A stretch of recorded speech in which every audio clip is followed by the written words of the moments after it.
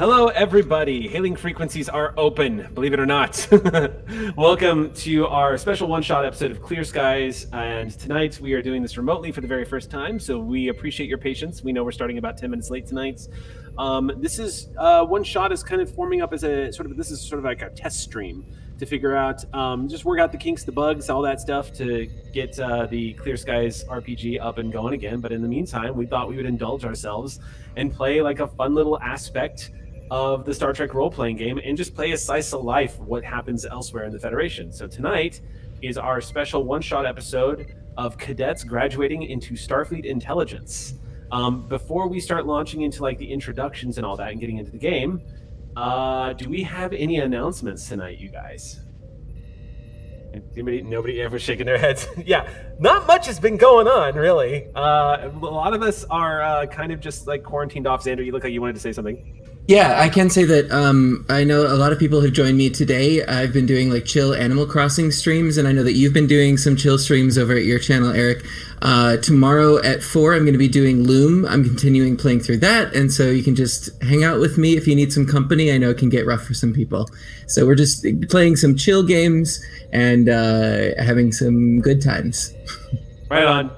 That helps a lot. Like the morning streams have been super helpful to me. It's been really great connecting with people. So yeah, definitely check in with us because you might catch a few of us streaming and stuff. Nothing really new to report except that we announced our Klingon cast today on the Clear Skies RPG Twitter.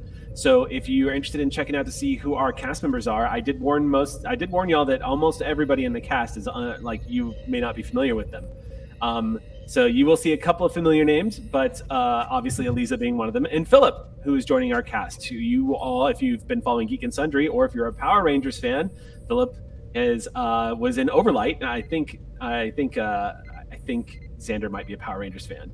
But Xander hates especially as a Blue Ranger fan. So yeah, Blue Ranger. All right, cool. So, but just so everybody knows, Xander hates Naruto, like hates it with a just unbridled hatred. I'm right here. I love Naruto so much. I know. I'm sorry. It's in your blood. I just have to poke fun. Believe it. So I think what we'll do is, since we're starting late and we don't really have any other announcements, why don't we go ahead and jump into our one shot? I'm sorry. Yeah. I think you'll find that I have one. Yes, the cute little sea urchin in the front row. So we're doing a one-shot tonight, which means that I don't have to be in charge of anything, and I'm excited. Never has someone been so excited to throw off the captain's pips and just be pure chaos. All right, well then, without any further ado, let's jump into tonight's episode of Clear Skies.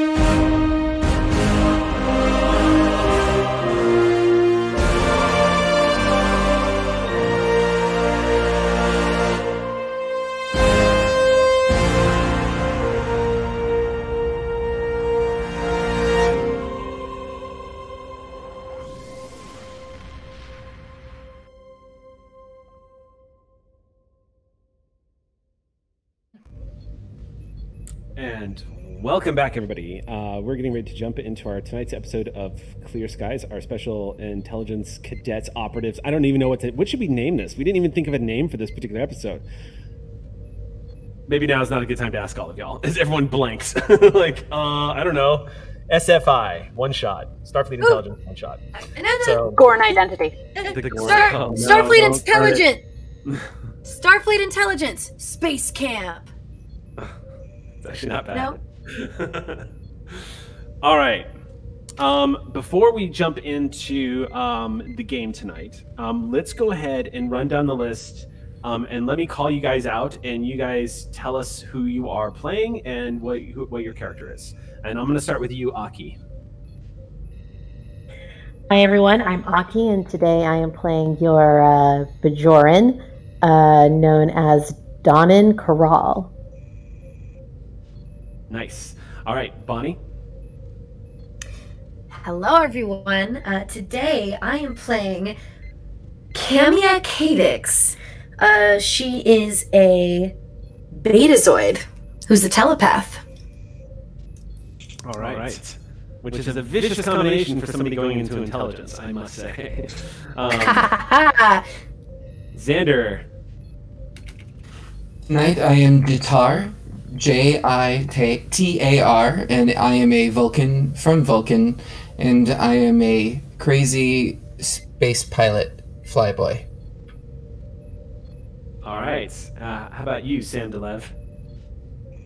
Hi, I'm Cyril Tcherik, and I'm going to be taking care of your computer security this fine day. As you can tell from the twitch of these antenna, I am an Andorian lad. All right, and Gina. Hello, Ensign Enver here. I am very obviously a Vulcan, though I was raised on the Andorian homeworld. I'm your resident saboteur, as it were. And of course, our troublemaker, REVATI. Hi, everyone. I'm playing Thran, the Denobulin today, and I throw great parties. Excellent. So watch out, enemies of the Federation, because here she comes. Watch out. All right. You have a little over a day left as students here on the campus in San Francisco and the United Federation of Planets. Your trajectory as cadets has finally come to a close. It's been 6 years. You've been in the academy much longer than the standard student would before they were given a posting to begin their station as an ensign on board of a starship or whatever the assignments that they're going on. For the past 6 years, a lot of you have managed to find each other and grow close. Over the 6-year tenure, the only other students that stick around for this length of time have been the medical students. But as you all joined Starfleet Academy, your initial sort of entry into the Academy was never meant to be intelligence. One by one, a member of Starfleet Intelligence Branch scouted you out and sat down and had lunch with you one day, or called you into the office to ask you questions. There was a vetting period over a specific course of time where Starfleet Intelligence was looking for candidates. And they found each of you. And one by one, after some placement testing and interviews, selected the 6 of you to be candidates for Starfleet Intelligence. This is kind of sort of become, I would say, sort of like a campus act of prestige. Like, you know how there's the sort of the sororities or whatever that everyone wants to get into, kind of BS that you hear about in college. In this, it's very much, I'm sorry, I forgot you were a sorority there, Rafe. But you get what I mean? So there is always sort of like a prestige to get into these elite styled groups on Starfleet Academy. It always happens this way. The kids that get called into Starfleet Intelligence, though, are cut apart from everybody else. It's not just an elite prestige. They're actually kind of regarded with some disdain and a little bit as sort of the boogeyman of Starfleet Academy. And this reputation actually isn't really particularly earned in a fair way. The 6 of you learned quickly after your first year at the academy and after being scouted for Starfleet intelligence that your classmates kind of ostracized you a little bit after you got selected to be a part of the intelligence programs. Your training scenarios became slightly varied and a little different from everybody else at Starfleet Academy. You weren't just learning how to build and to maintenance warp cores. You were learning how to disable warp cores on a stopwatch. How long would it take you in order to, and how long would it take you to charge a phaser's power charge, and how could you do it without using anything but a tricorder's power base? Little things that, survival techniques that other people were not necessarily being trained, unless they were being highly specialized. As a result, Starfleet Academy students started slowly pulling away from you, especially because your class schedules didn't meet the same class schedules as everybody else. It wasn't unusual for you to retire for the evening and go back to your dorm, only to be woken up at 2 a.m. and told to report somewhere immediately and be run on a drill. The one thing that has been haunting all of you, that has been looming over all of you as a cloud, the closer and closer you've gotten to graduation, has been this rumor that Starfleet intelligence has its very own inversion of the Kobayashi Maru. And what's been particularly terrifying about this test, the Kobayashi Maru, is that you're a day out from graduation and you haven't been called in for any Kobayashi Maru. So it's either a lie or the hammer's going to drop. Now, for those of you, Rave, I'm asking you in particular, do you know what the Kobayashi Maru is? Okay, cool. I'll tell you. I'm here frantically Googling. Yeah, no, it's great. I trust me, like, it's our joy and the audience's joy to like tell, we get to talk Star Trek to somebody who's new to Star Trek and falling in love with Star Trek. We're down with this. The Kobayashi Maru is a legendary test that pretty much everybody who is going into command or to be on the, or who is aiming to be on senior staff or part of the starship crew has to go through. Kobayashi Maru is also nicknamed the no-win scenario. It is essentially taking a bridge crew and putting them in a situation where there is no way to win. And they do this specifically to study and gauge the character of the cadets, not to see how you would pull off a win, but how you would face death. How would you, as a member of Starfleet, how would you behave? What choices would you make in a scenario where there was no possible way to win? And it has become a legendary test, and everybody has to take it at one point. It's particularly legendary because there is only one cadet that has ever been known to actually succeed and beat the Kobayashi Maru test, and that is James T. Kirk. And it was revealed he beat the test because he cheated. He rigged the simulator. What a guy. What a guy. So anyway, a little bit of Star Trek. Anyway, love that this utopia has figured out this method to test their cadets. This is great. Yeah. Great. Because there's going to be situations where Starfleet captain is going to have to make a decision. And before we move on, this is very similar, and this is pertinent to you, Rave, because you would know a lot of the tests that cadets have to go through are very similar to what like Troy had to go through when she was testing to be bridge certified as a commander. She had to order Geordi to go to his death in order to save the ship. These are things that sometimes people in these positions have to do. Starfleet intelligence, as you have all learned, especially entering into your final year at the academy, is no different. They ask a lot from you.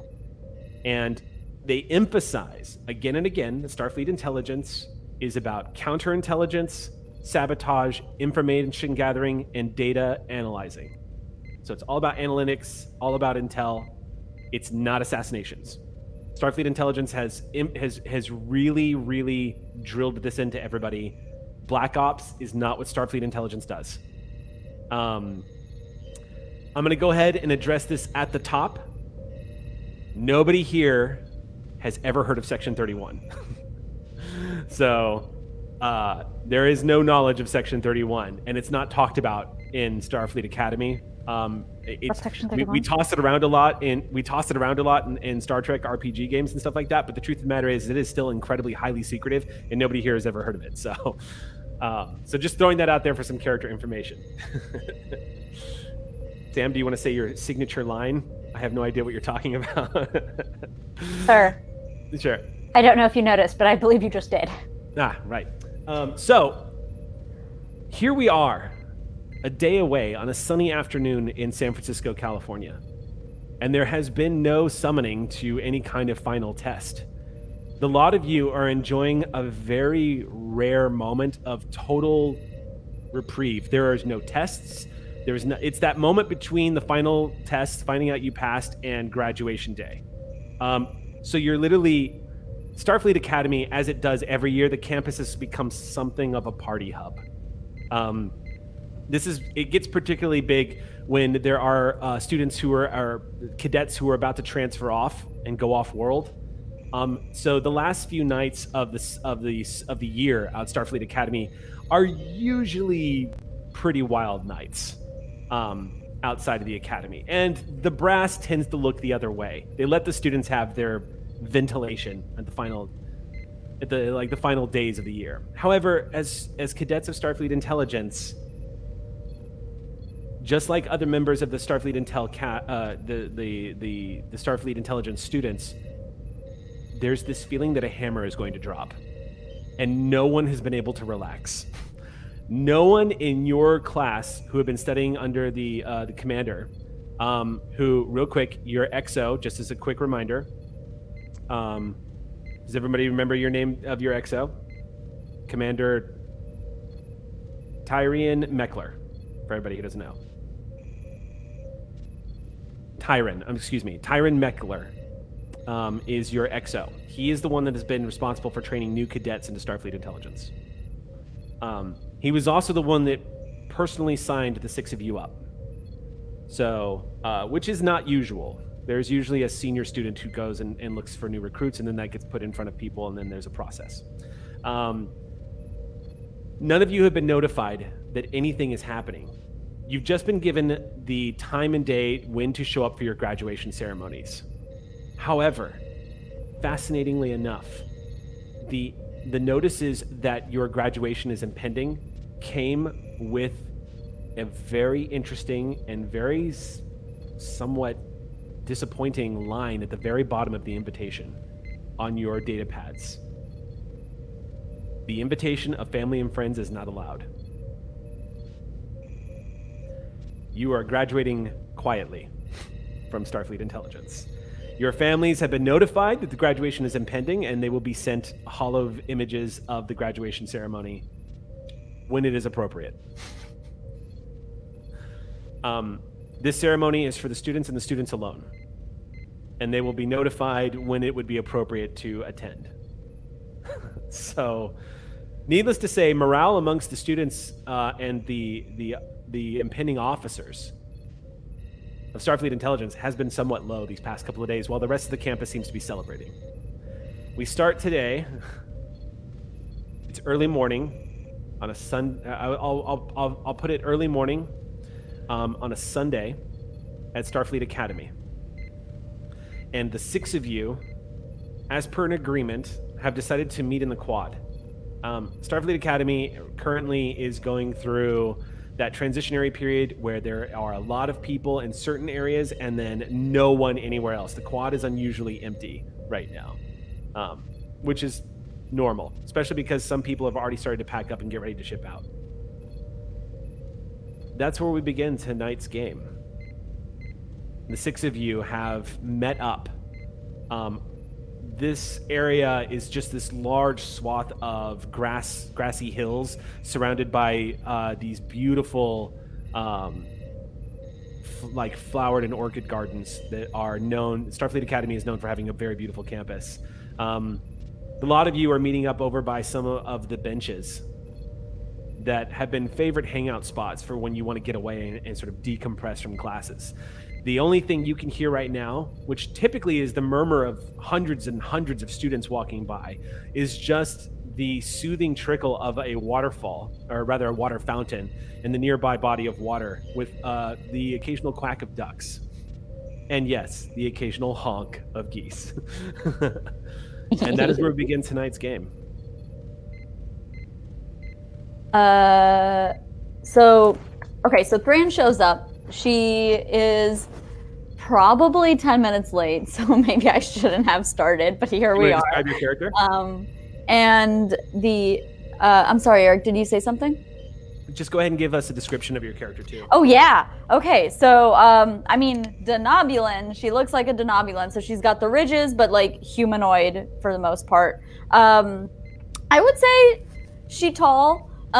Let's make her 6 feet tall. And, you know, not gonna quite go 6'5" for our series old fans, but 6 feet tall. And she's like got that runner's build. So she's been running, like this is what's been up. I think that she's an early riser and that's just been part of her job. Also she just has a lot of excess energy all the time. And so this is part of getting that out. But she shows up, she is always smiling and she's smiling now as well. And she looks at y'all who have probably been here maybe for 10 minutes already and says, so this is totally part of the test, right? Like the fact that we haven't gotten the test is the test, right? Also, if any of you haven't given me your drink orders for the graduation party, I need them now. Like right now. We cannot stall this any longer. Lieutenant Thran, I told... What's that? Go ahead. Go ahead. Lieutenant Thran, I told you that water would be significantly sufficient for me. Please make a note so I will not have to repeat myself. You can't do slap shots with water. That's bad luck. I don't understand what a slap shot is. I looked up a hockey and then maneuver. have someone slap you as the chaser. That sounds terrible. It's actually kind of a lot of fun, but it's bad luck to do it with just water. So you can't drink water. You know what? I'll give you 5 minutes to come up with another option. Thran, wouldn't it be bad luck in general? You're getting slapped. Not in these cases. It's a party. I'm pretty sure that just like social interactions are different when you're in a party. Do you normally assault your friends when you're at a party? I don't think it's assault if there's consent involved. So you know you're gonna get slapped. Is it too late to opt out? You don't have to take slap shots. I'm just saying it's bad bad water luck. She'll be fine. Water. There's tons of options. Don't you have a favorite drink that reminds you of like home or something? Water meets my hydration needs. Jatar, maybe try something light, like sparkling rosé. A sparkling water, then. You know what? I'll take it. I'll take it. Here we go.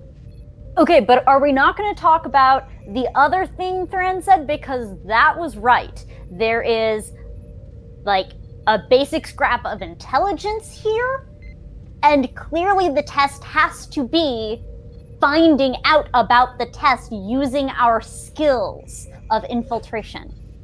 Perhaps you are overlooking the fact that we are merely so competent that our skills do not need to be tested. Would you put forth that you are so high above the rest of this Starfleet class that somehow we should merit not to be examined in the same manner as they are? That strikes me as arrogance, my good boy. It is not arrogant if it is true. My good boy. Oh, but if you don't take the test, then it isn't quantified, and then you don't know that you're the best. And therefore, such a supposition would be illogical. It is only illogical if you derive your need from the opinions of others. If I believe I have sufficiently passed in my knowledge, then that is enough for me. I'm so glad we've been friends for 6 years. So, I believe that Donan has basically been like just laying back on a bench. Probably got there about 30 minutes before everyone because they have no idea how to be late for anything. And so they are therefore always early. And they've got like, imagine that cool anime boy vibe where they're like laying back on the bench and they kind of got like the whole sort of relaxed one knee, a foot kicked over a knee kind of a thing going. And they kind of just finally like roll up and they like roll up on and to sit. And it's just sort of like, well, I mean, if there's a test to be had or whether there's a test not to be had, I don't think that matters so much. What really matters is what do we want to do on our last day of freedom? Perhaps it is my misunderstanding, but are you about to be imprisoned? Not at all. I'm just saying that, like, this is the one day where we get to decide what we do with our time. After this, it's orders and assignments and, you know, the occasional shore leave, but we've heard how those go. So I'm just saying, like, we should just do something, I don't know, easy. Fun. Unless Thran is right, and this actually is the test, and then if we waste our entire day doing something fun and then fail, then we're not going to graduate at all. It could be like a scavenger hunt. Those are fun, right? I mean, sure, yeah. Cool. I mean, I'm down for anything either way. And I'm just going to do a quick description of my character since we've kind of brushed over those a little bit. So Donan stands about 5'6". They look more or less like me, with the exception of if I had my old haircut. So like kind of a faded shaved sides with a nice like kind of loose curly box cut happening. They've got their earring, they've got their nose ridges, and they're pretty slight build. It's fairly compact. They look like they were made to do the sneaky and the stabby.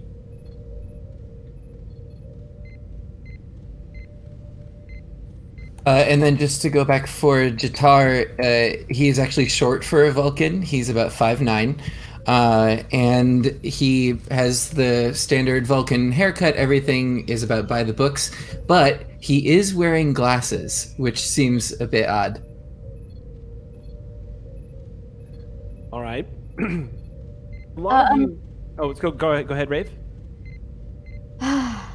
Look, if it's gonna like bother half of us and not bother half of us, I feel like we should at least go check in with the Mexter to see what's going on there, right? Reconnaissance, initial intelligence gathering, verifying a little bit from some potential assets from some potential sources. Just saying. I would finally get to my party faster, quite honestly. So if this is what it needs to just like make sure everyone's having a good time, this is what we're going to do. How's that sound? If it would guarantee quiet, I'm for this plan. Not even slightly. But it's gonna be fun. Nothing involving Thran involves quiet. Enver immediately just stands up and sort of adjusts her hat. She is a relatively plain-looking, someone whose features have zero indicators that would stand out in any possible way. It probably took all of you many months to remember my name. The only significant addition that she has added throughout the years to add more prominence to her appearance is she always wears a matching pillbox hat on the back of her very tight bun, as to give a marker of remembrance. I feel like over the years, I have tried to help you make those more exciting, add a little bit more flair to them, and it just has not stuck. I have particularly not enjoyed the ones that had beads. Those were bothersome. Don't knock it till you try it. Anyway. I did try it. I didn't like it. And then you knocked it. Good point. Fair point. Anyway, you know, EXEO Meckler never sleeps, considering our current, like, you know, our current syllabus. So we should probably find him awake wherever he is, even though it's like, God knows what, 7 a.m. right now? Is it 7 a.m.? Am I making that up?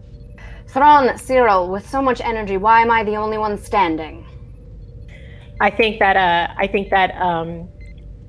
to that end, when you stood, Donan probably also stood, because while they are trying to give off the air of, you guys all know Danon better than that. They try to give off the air that they don't care, but they're like, they're always just like, let's do this, let's go, let's go. I think all of you probably know that before Cyril got into the intelligence program, they had a bit of a habit of hacking their grades. They used a different method of intrusion each time, and they got caught a lot of times, and it was pretty bad. They always lowered their grade 1%, because like if you raise it, then that's dishonorable. Like, that's not okay. You've done it for your own like enrichment and not for the sake of the game. So Cyril is extremely down for the notion of like end of semester shenanigans and chicanery. So to add to that, I think it's interesting too, because it reminds me of the story that that gets relayed, the story that actually happened that gets relayed in the movie The Martian, which is a bunch of kids almost blew up their dorm room trying to make rocket fuel, and instead of expelling them, they banished them to a farm community in order to keep working, and that's how JPL started. So it's that's very a perfect story to accompany. What? You want just the mood of Cyril? There you go. It's complementary. It's like when you have a genius that's doing this thing, and they're up to no good, but they're also doing something that would be highly beneficial. The command has enough vision to actually, instead of expel you, gently reprimand you, and then let you keep doing it. So, very similar. Before we move on, Sam, can you describe your character for us as well? And I'll do the same for mine. Thank you. That's a great idea.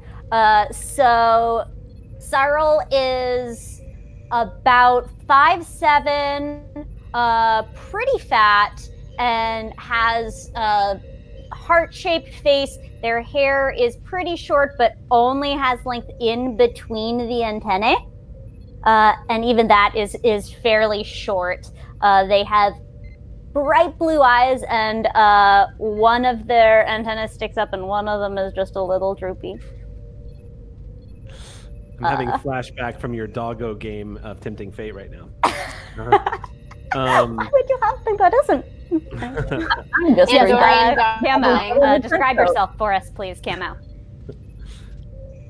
All right, so is the objective right now to seek out your XO? Is that what it is? Because right now, you guys literally are in that uncomfortable zone of having no direction, particularly for 6 years, having been driven hard every single day to achieve a certain objective and to be scrutinized for your success rates.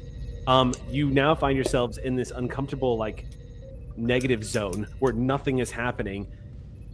The world is turning around you. There's the soft, quiet, like, bubbling and gurgling sound from the body of water that's not too close by, the small little pond with a water spout coming out of it.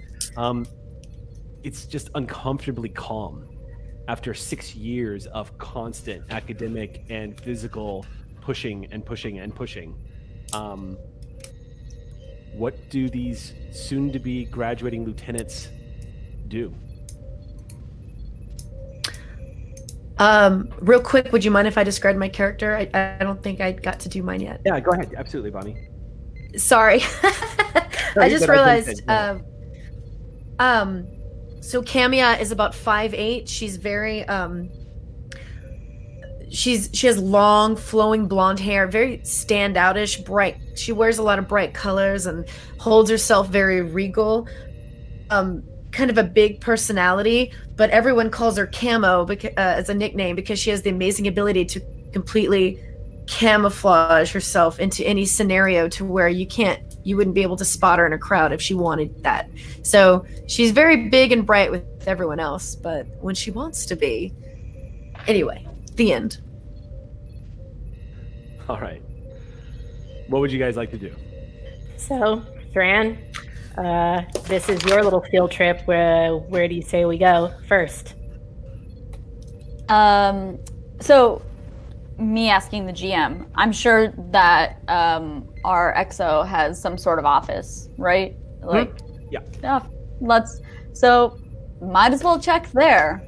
Remember that time he made us wake up at 2 a.m. just to see what our response times are? Again, I don't think this person sleeps, so might as well check the office. Unless? Cyril, yes.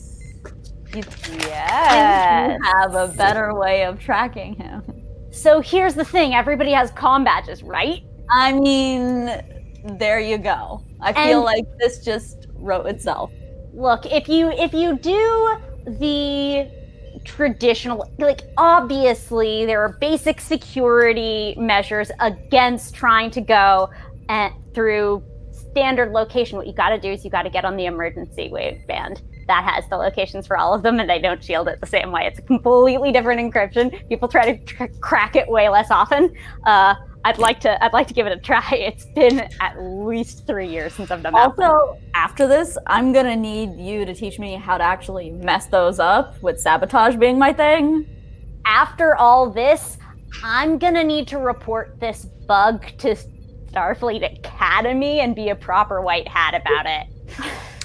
Could we? I would say assuming I can get a pin in this, we're gonna come back to this. We'll circle back. We'll touch base. First, I gotta be able to do it. I believe you're gonna do this. I have absolute faith in you. When have you failed, right? Just thinks about the many times Cyril said that they would report this bug in the past. I don't need that kind of negativity from you right now, okay? I'm about to. You just got the eyebrow. Can I roll for this, please, GM? Yeah. Okay. So specifically, you are looking to tap into what, the surveillance of Starfleet Academy to try to pinpoint the location of the commander? Yeah. Okay. That's actually not going to be very difficult because, in truth, locating specific individuals, typically you have to have an authorization if you're going to locate. So this is really just jumping that authorization. Pulling out one of your data pads that allows you to connect directly to the network and access your records, your files, everything that you need. Go ahead and I would say make your roll. And I think this would be this is obviously going to be a computer security check. I'm going to set the difficulty of this at 3. And I'm going to spend a point of threat to raise the complication range. Actually, I'll spend 2 points of threat. Let's just do this. It's a one-shot. I'm going to come down hard. 2 points of threat. So 18 or better is a complication. All right, sounds good. We don't have any momentum yet. And it's okay because my cautious is in science and not in security. So I have a focus that's relevant to this, and I have computer expertise as a talent, so I will get a bonus d20 on it at least. Let me just give you this one piece of information before you roll. Yeah. If you're using this manipulation of the code to try to locate his comm badge, you can pull that off because it's a quick sort of like ping, basically. But if you're trying to actually, what you'll get if you succeed at this, what you will get is, even with an obtain information check, you can get an approximation of his location. All right. If you want to pinpoint and nail where he is, like asking the computer where's the location of this person without the authorization, that's an extended task. Yep. All right. Ain't nobody got time for that. All right, cool. I didn't think so. So go ahead and make your roll. Difficulty is 3, and your specializations do kick in.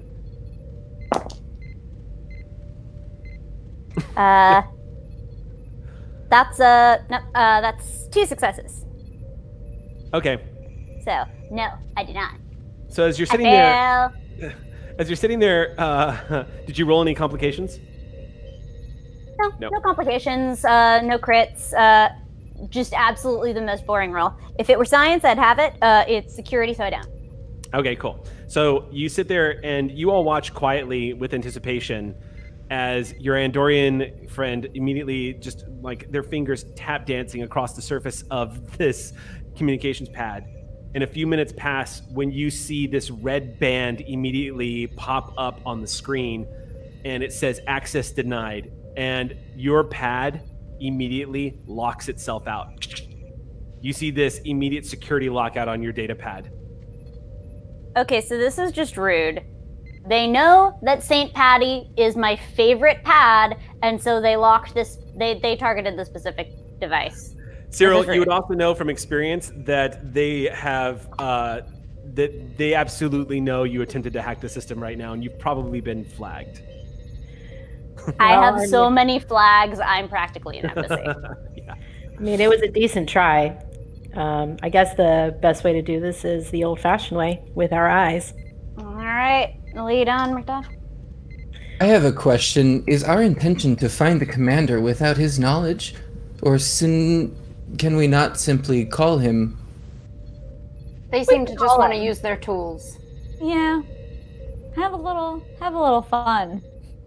They're trying to gamify this. We could just use our feet, but I suppose we're trying to make it fun. I am not interested in fun. Lieutenant Junior Grade Jitar to Commander Tyron Meckler. A few moments pass, and you hear coming back on your comms a very familiar voice. It's not the commander's. You hear, yes, Cadet, this is Lieutenant Keaton Richards, his personal assistant. What can I do for you?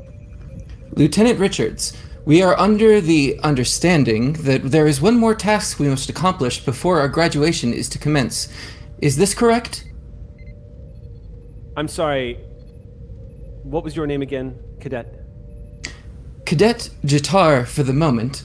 Soon to be Lieutenant Junior Grade Jitar. Right. This is you're part of the graduating class. I remember now. This is also a secure frequency. Unexpected to have his assistant answer. I was quite specific in my call. Yes, that's correct, Cadet. Unfortunately, the commander does not take communications from cadets without appointments. It would be considered somewhat of a breach of protocol. Therefore, I am intercepted this transmission, and on his authorization, I've been given permission to answer any questions you may have. Therefore, my current question is, how does one set up an appointment for a meeting with the commander? We have several questions that we would like to ask and have answered. I see. Well, I tell you what, Cadet, why don't you stand by and let me look at the commander's schedule. It is impending graduation, so the commander's quite busy.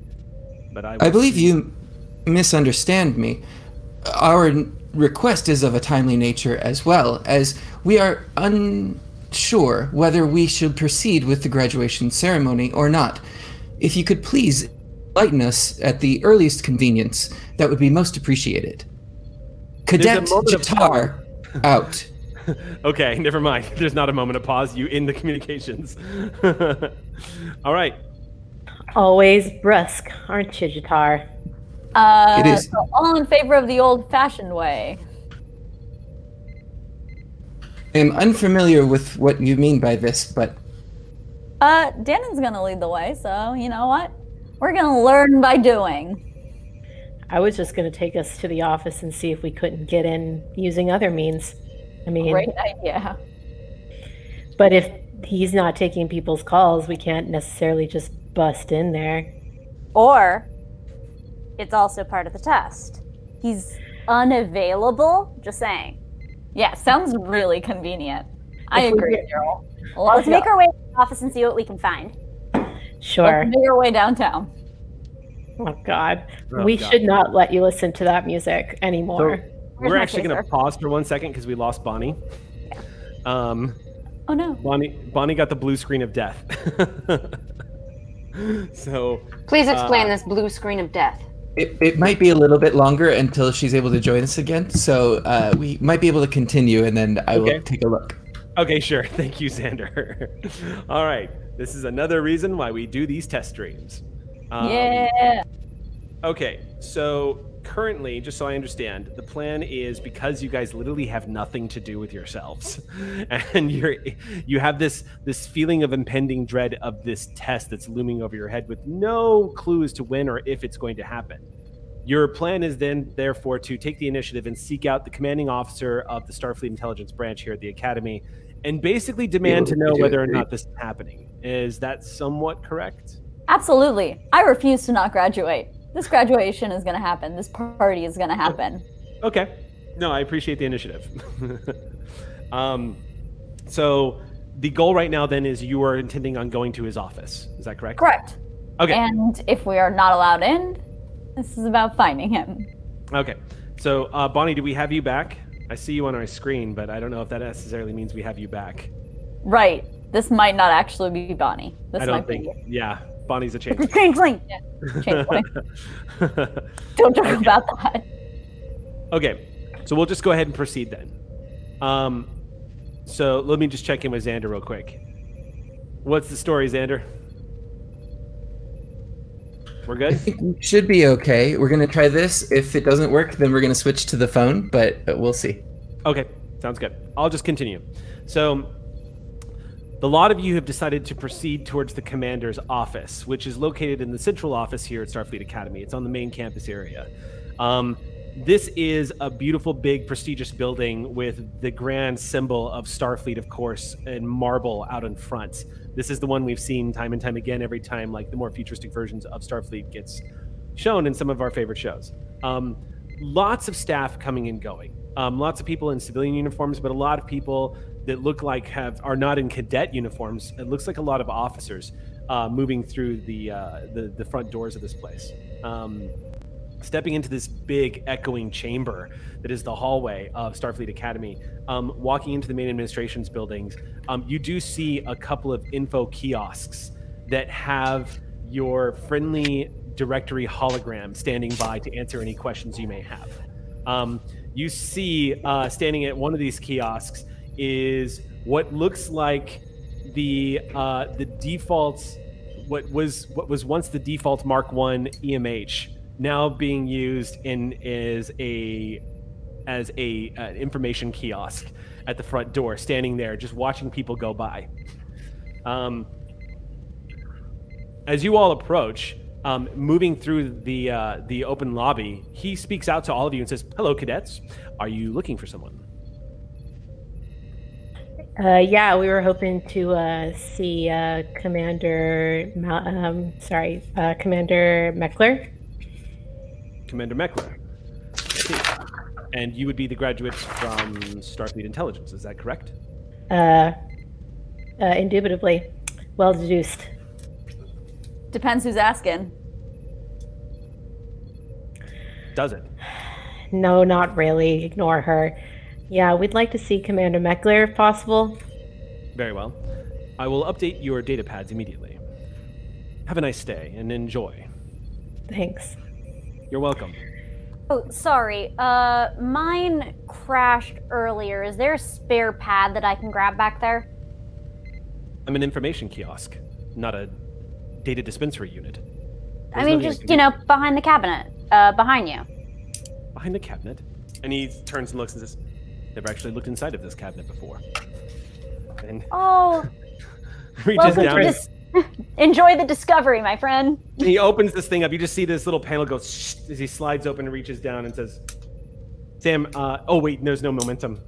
Yeah, he looks inside and just says, "I'm afraid I don't have any data pads to simply hand out."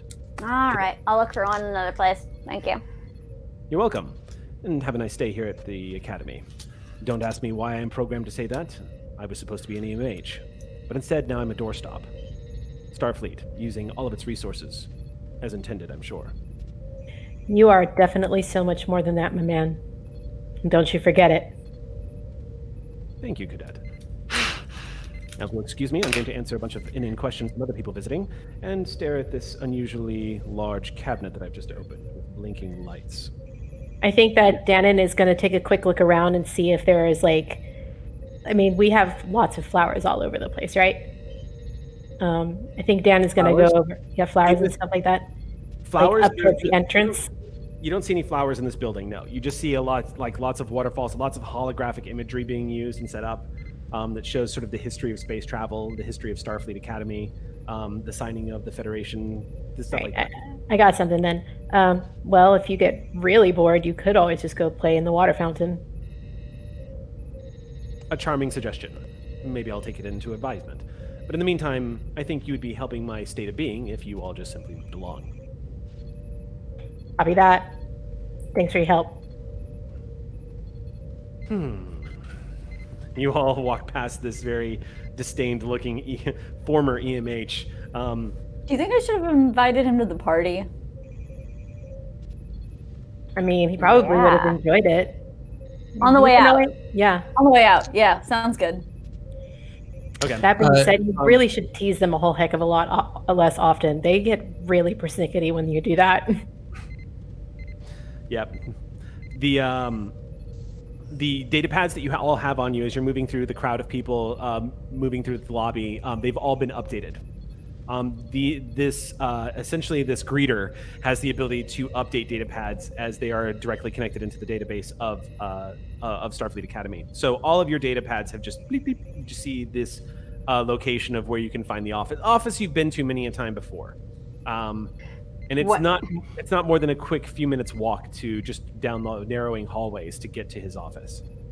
When Enver's datapad makes a sound, they look directly at Cyril and knowing that that sound is not coming from theirs as well, and that must probably very much annoy them, and just offers just a quick sort of aside to them of, if you would like some assistance restarting your St. Patty's, I would gladly offer my assistance. It's my lucky pad, and I know that it's compromised, and the best thing to do with it is just to wipe it and move on, but I don't know, sometimes it just gets real lucky for me, and so if we can get it working and get whatever it is they were tracking on me out of there.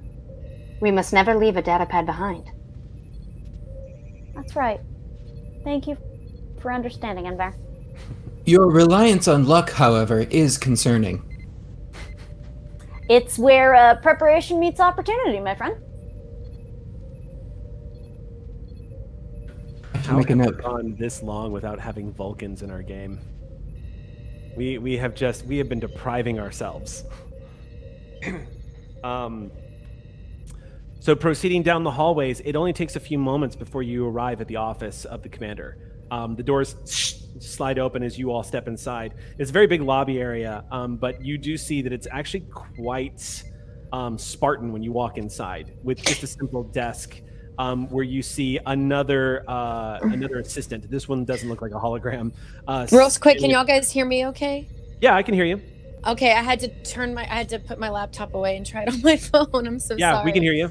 It crashed 4 times, so I have no idea what's happening. But I guess you guys are in. You actually haven't missed much. We're now in the office of the commander. That's how good I am. I'm that camouflaged. So we're now in the office of the commander. You have all walked in. It's a very Spartan-looking office area. There is just a couple of windows gazing out into the quad and other areas of Starfleet Academy, but you do see like all of these service medals on the wall and depicting that you've come into the commander's office. The commander, of course, served in the Dominion War and was instrumental in helping one of the task force bring down the Orion crime syndicate. More on that sometime in the future, perhaps. But as you all step into this office, you see this young, looks like maybe like a junior grade lieutenant Andorian woman at the desk. Judging by the way she is dressed, she looks like she's probably security, but she's also behind the desk functioning as somebody who screens people coming into the office. You've known her before. Her name is Nereus. She's been working as a personal assistant for him for a while, but she is also one of the leading, you also know her as one of the leading self-defense instructors here at Starfleet Academy. And as all of you walk in, she looks up, her glossy, like bleached white hair is pulled back into a tight ponytail.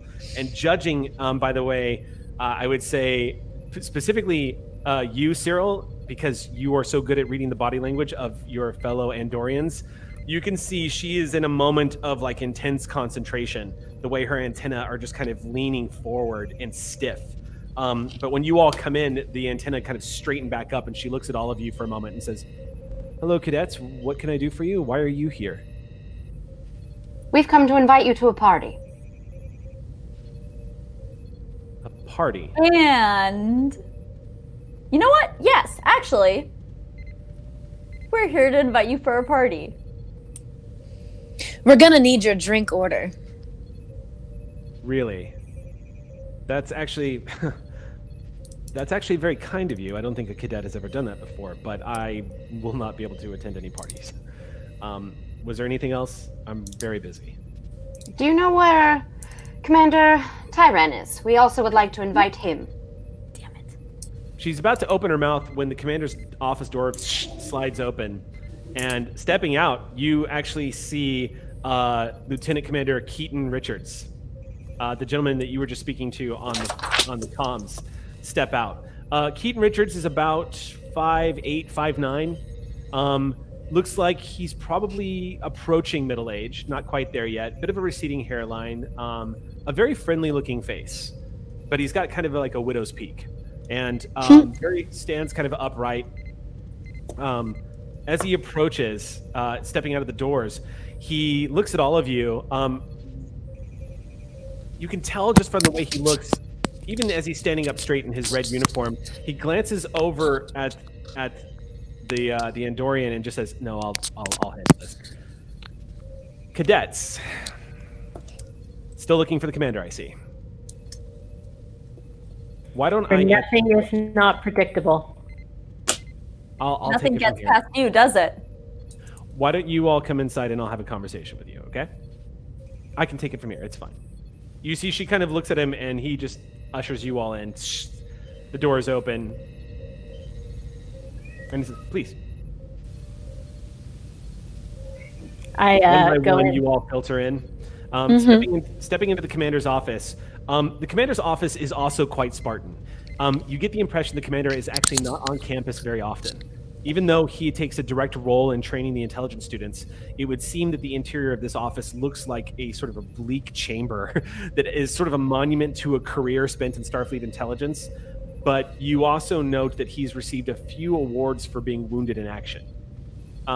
There is rumor that has gone around the student body that one of the reasons why the commander teaches here at the academy is because he was pulled from the front lines of the Dominion War during some of the counterintelligence operations that he was staging. It is quite a sight to see, though, because on the walls you do see these hollow projections that are essentially like pictures of his time in Starfleet. And you do see some pretty notable faces up there. None that we as watchers of Trek would know, but these characters would know from like names that you've seen on campus or professors that have made a name for themselves out in space and who have come back to teach at the academy. The office is empty. It is well lit too, because it does, of course, have those great windows that look out over the campus. Stepping into this room, the red uniformed officer turns, leans up against his desk and says, "Why don't you all have a seat, and I'll hear your concerns."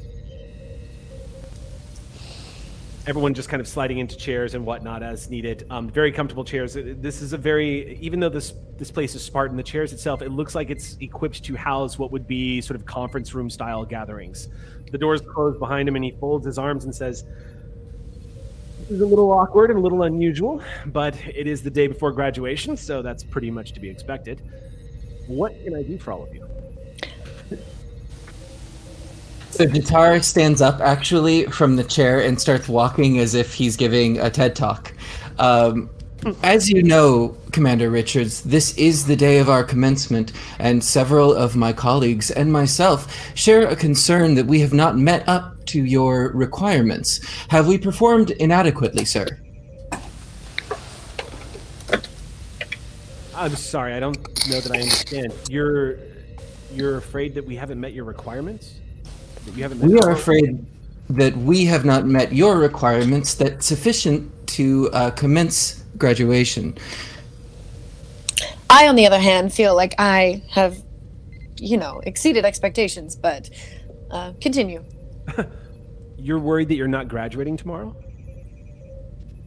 I don't believe we're worried that we're not graduating tomorrow. We feel like there might be something missing before we graduate. I'm sure you would have been notified if there was a requirement you hadn't met. It certainly wouldn't have made it so far as to the day before graduation being told about it. Well, thank you. That is certainly all the reassurance I need, and I'll turn around and leave. Okay, you just pivot on your heel and stomp out of the office, just moving very calmly. Door opens, and you watch your Vulcan friend just leave abruptly. And the Lieutenant Commander just goes, huh, okay. Well, I'm glad I could help him. Is everybody else feeling good about this? I think Danon, who had never sat this whole time, actually, like, okay, sort of rushes out after Jatar. Yeah. You rush out. When the two of you leave the office, it's just in time to see the Andorian look back over her shoulder as she's packed up her things for the day and she leaves. So you're catching up with your Vulcan friend. What are the rest of you doing? I'd like to try and do some sort of insight roll just to see if I can get any read on this guy. That's what I was gonna do too. See if I could sense if he is he bullshitting us? Okay, so then why don't we do this? We'll have Rave make the roll, and you want to use your telepathy to find out if you're sensing something. Okay, cool. Yeah. So Rave, off the top, go ahead, and I would say, make a insight command roll. Great. And the difficulty here is 3. Okay, come on, babies. You can do this for me. You guys are going through the tough stuff. Oh shit. Okay, great. Well, damn. Well, that was a roller coaster. It really was, wasn't it? It was 1 success, but it was a crit, so that's 2 successes because I literally rolled 1. Cool. So you fail, but you get close to winning. So that feels good, right? Just stares at him long and hard. So he seems pretty sincere, like he doesn't know what's going on. Bonnie,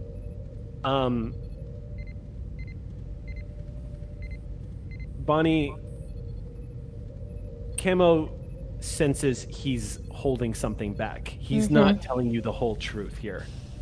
There is definitely something, he is definitely hiding something from all of you. Purposefully hiding something from you. Commander Richards, I know maybe you can't, give us any insight on why we're feeling this inadequacy from ourselves, but could you at least inform us why we weren't able to invite our friends and family to our graduation tomorrow? It seems a little bit odd. It is unusual, yes, and that's a very valid question. But it is Starfleet intelligence policy that when the graduation ceremonies commence, that certain ceremonial, let's just say, visitors and certain things might be said that not necessarily the general public has authorization to. And this is understandably kind of confusing to hear, I know, because as something as light as a graduation ceremony, I'm sure you're expecting some levity. But the truth of the matter is that as cadets who are joining the Starfleet Academy, they were leaving Starfleet Academy to join Starfleet Intelligence, you will be expected to begin your tour of duty immediately upon graduation.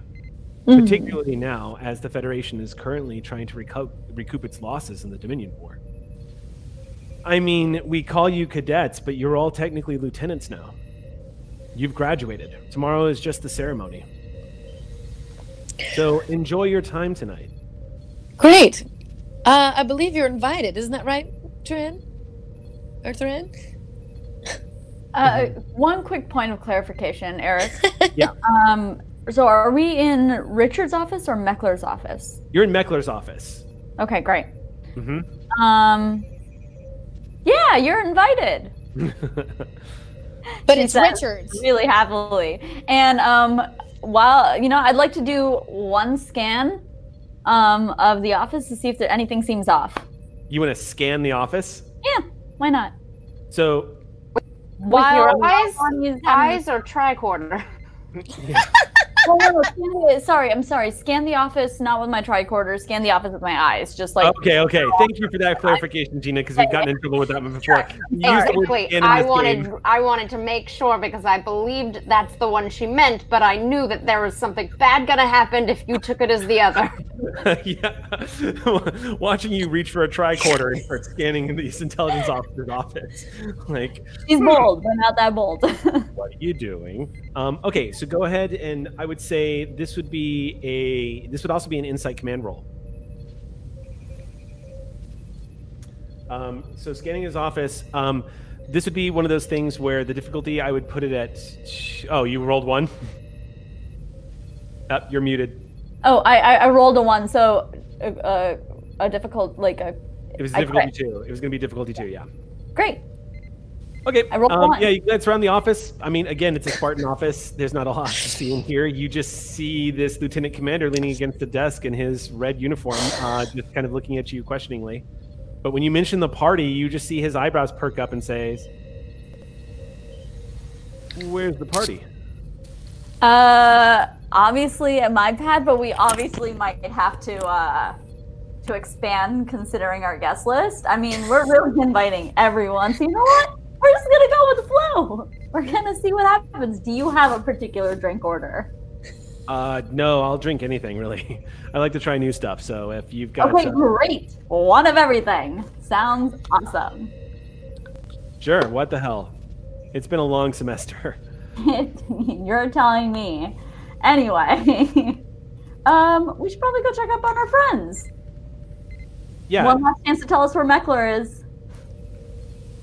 Commander Meckler, if he has anything to say, I'm sure he'll reach out to all of you. Great. Enver just sort of gets up and quick head nod and then just leaves without saying a single thing. She's just used to sort of not being acknowledged in any other way other than as the unit, so there's no reason to add a voice. Right. Okay. But she does want to do, I would like to make one roll. Yeah. Seeing as everyone, he had said that it was unusual for us to feel anxious and come and visit. That seems unlikely, considering I'm sure that this happens every year with every group of cadets. So I would just like to make a mental log of who, in our current chain of command, sort of professors and our trainers for the past 6 years within Starfleet intelligence would possibly be the weak link. Someone who might be too excited to keep it secret. It doesn't have to be, I guess, chain of command. It could be anyone that's possibly heard any rumor. Who's the gossip amongst our crew? Ooh. Is what I want to make a log of, because I make a log of those sorts of things. Okay. I don't think that would be a roll. I think it would just be straight up like using your analytical mind as a Vulcan to piece together what you remember. I have a particular focus in seeking out the weak link. Do you want to roll for it? Why don't we roll for it anyway, and then you can generate some momentum. Sure. We'll set the difficulty at 1. Okay. And this, I think, this is going to probably be the order of the day, really. But I feel like this is probably also going to be a command. But actually, I would say this would be like a. I would accept a reason science roll on this, actually, or a reason command roll. I will do reason science, as it's analytical data that I've previously calculated while trying to fall asleep many nights over. And I'm going to use this. Staring at the ceiling. I don't count sheep. I count people that possibly could endanger my life. All right. Difficulty is 1. Be reasonable.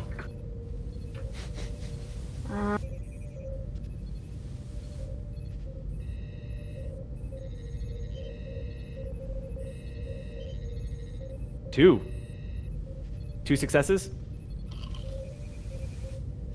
Are you muted?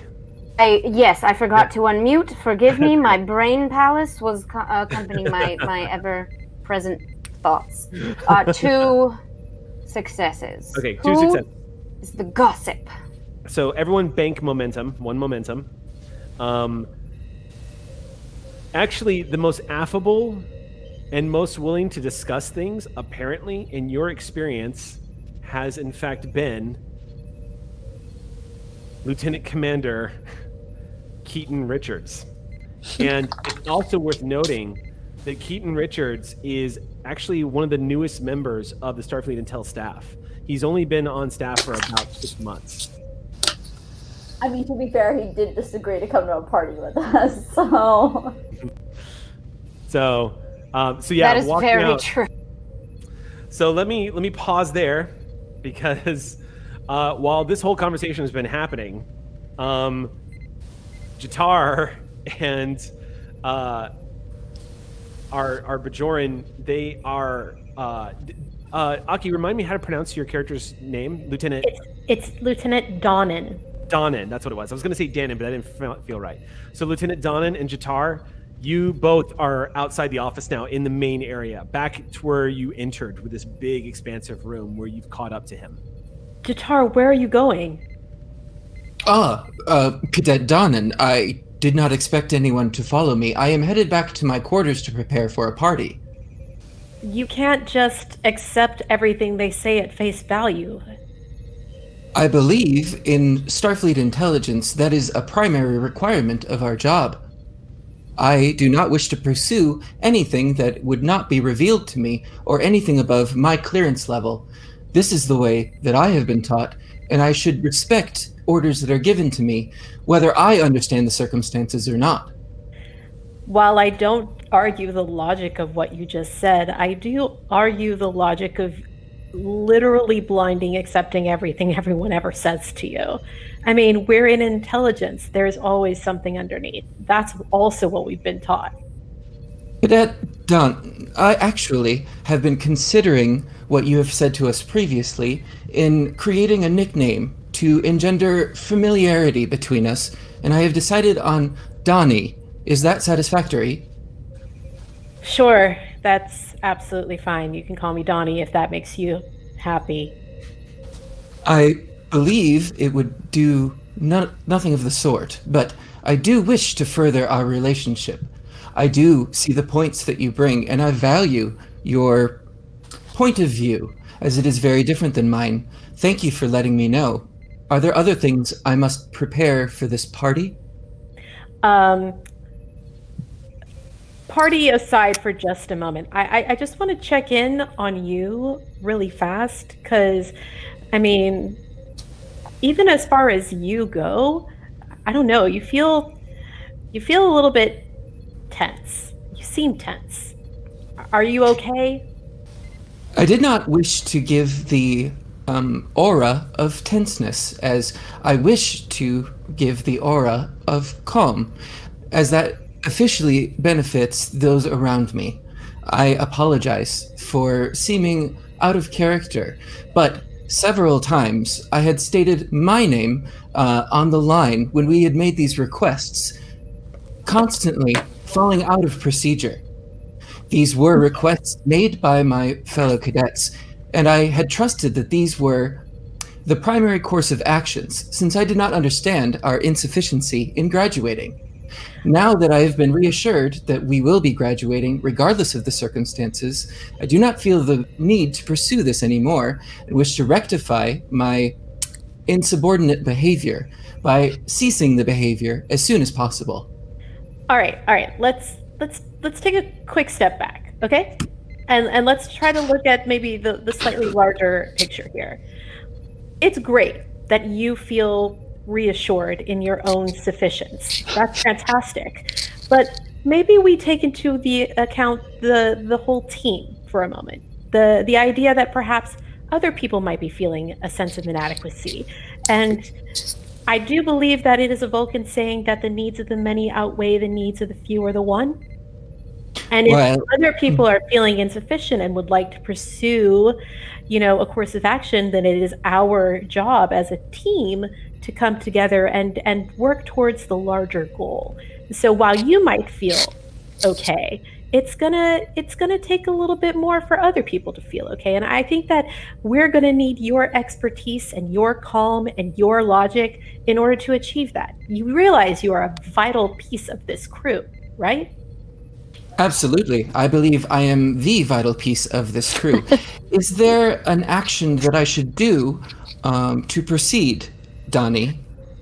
Well, I would say that the most important action you could take is to be supportive of your fellow crew and to be ready if anything happens. Vigilance is going to be the most important thing, and you are one of the most vigilant people I know.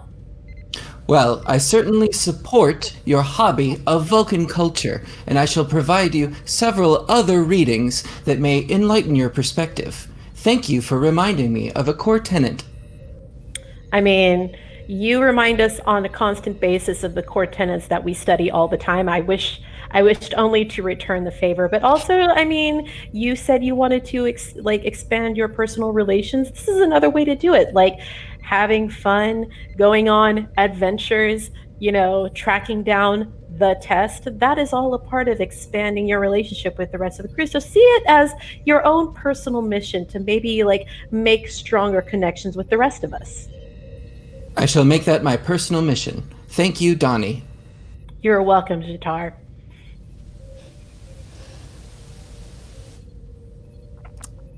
All right. I'm angry that I've been deprived of the gift of Xander playing a Vulcan for this long. I know, same. So frustrated. If I had known this is what it was going to be like, Xander, I would have railroaded you into playing a Vulcan a long time ago. All right. Don't threaten me with a good time.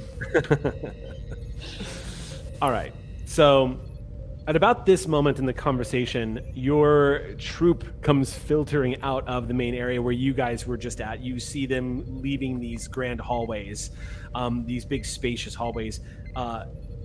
As they approach, you see that it looks like they've stopped in the middle, and that you basically catch your two wayward crew members have stopped and are in the middle of a conversation in the middle of the lobby area.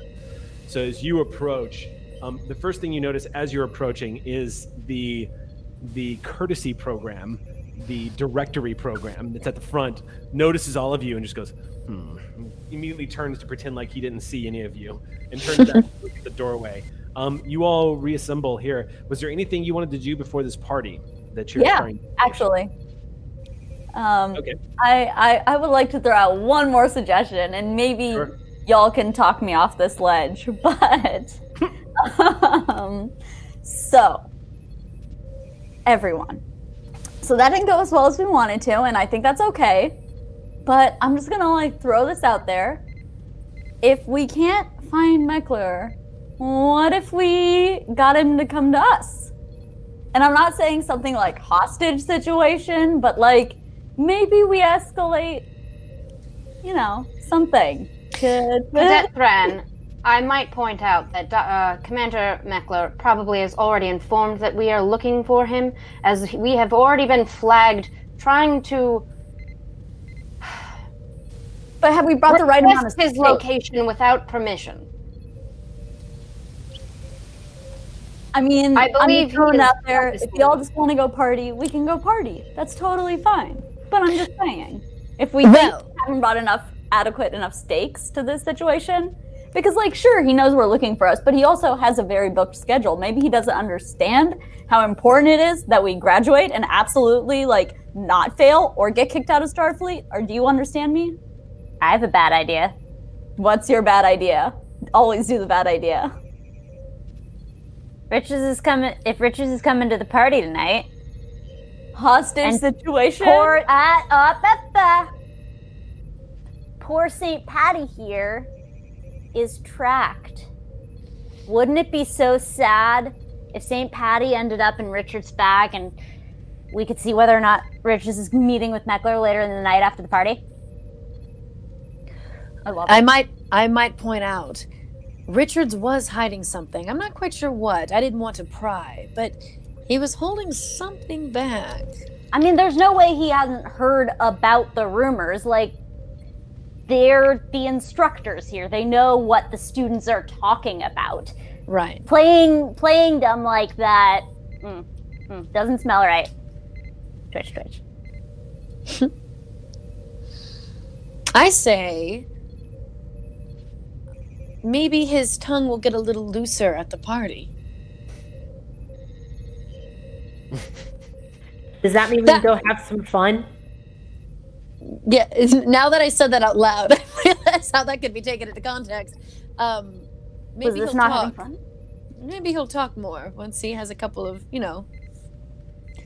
of Thran's concoctions. All right.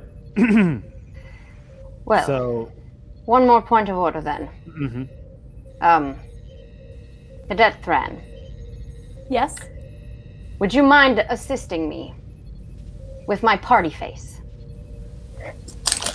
Absolutely. Well, first of all, you start with a smile. Unless you're trying to hit on someone, or are you trying to hit on someone, then you gotta play it aloof. You gotta play it cool. Do I not seem aloof? Okay, better question. What do you want to achieve by the end of the night? I sort of meant not so much an education on my personality, but maybe some mascara. Oh, I thought, okay.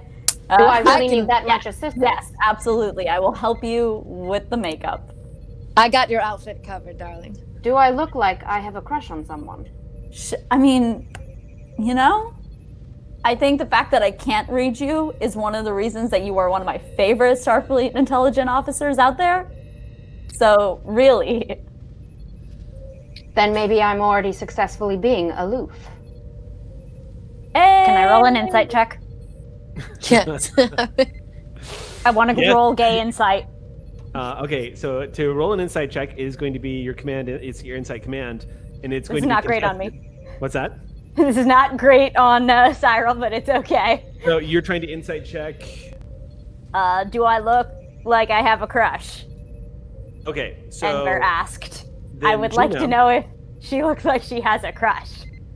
This is very easy because she's Vulcan and just everything shows on her face.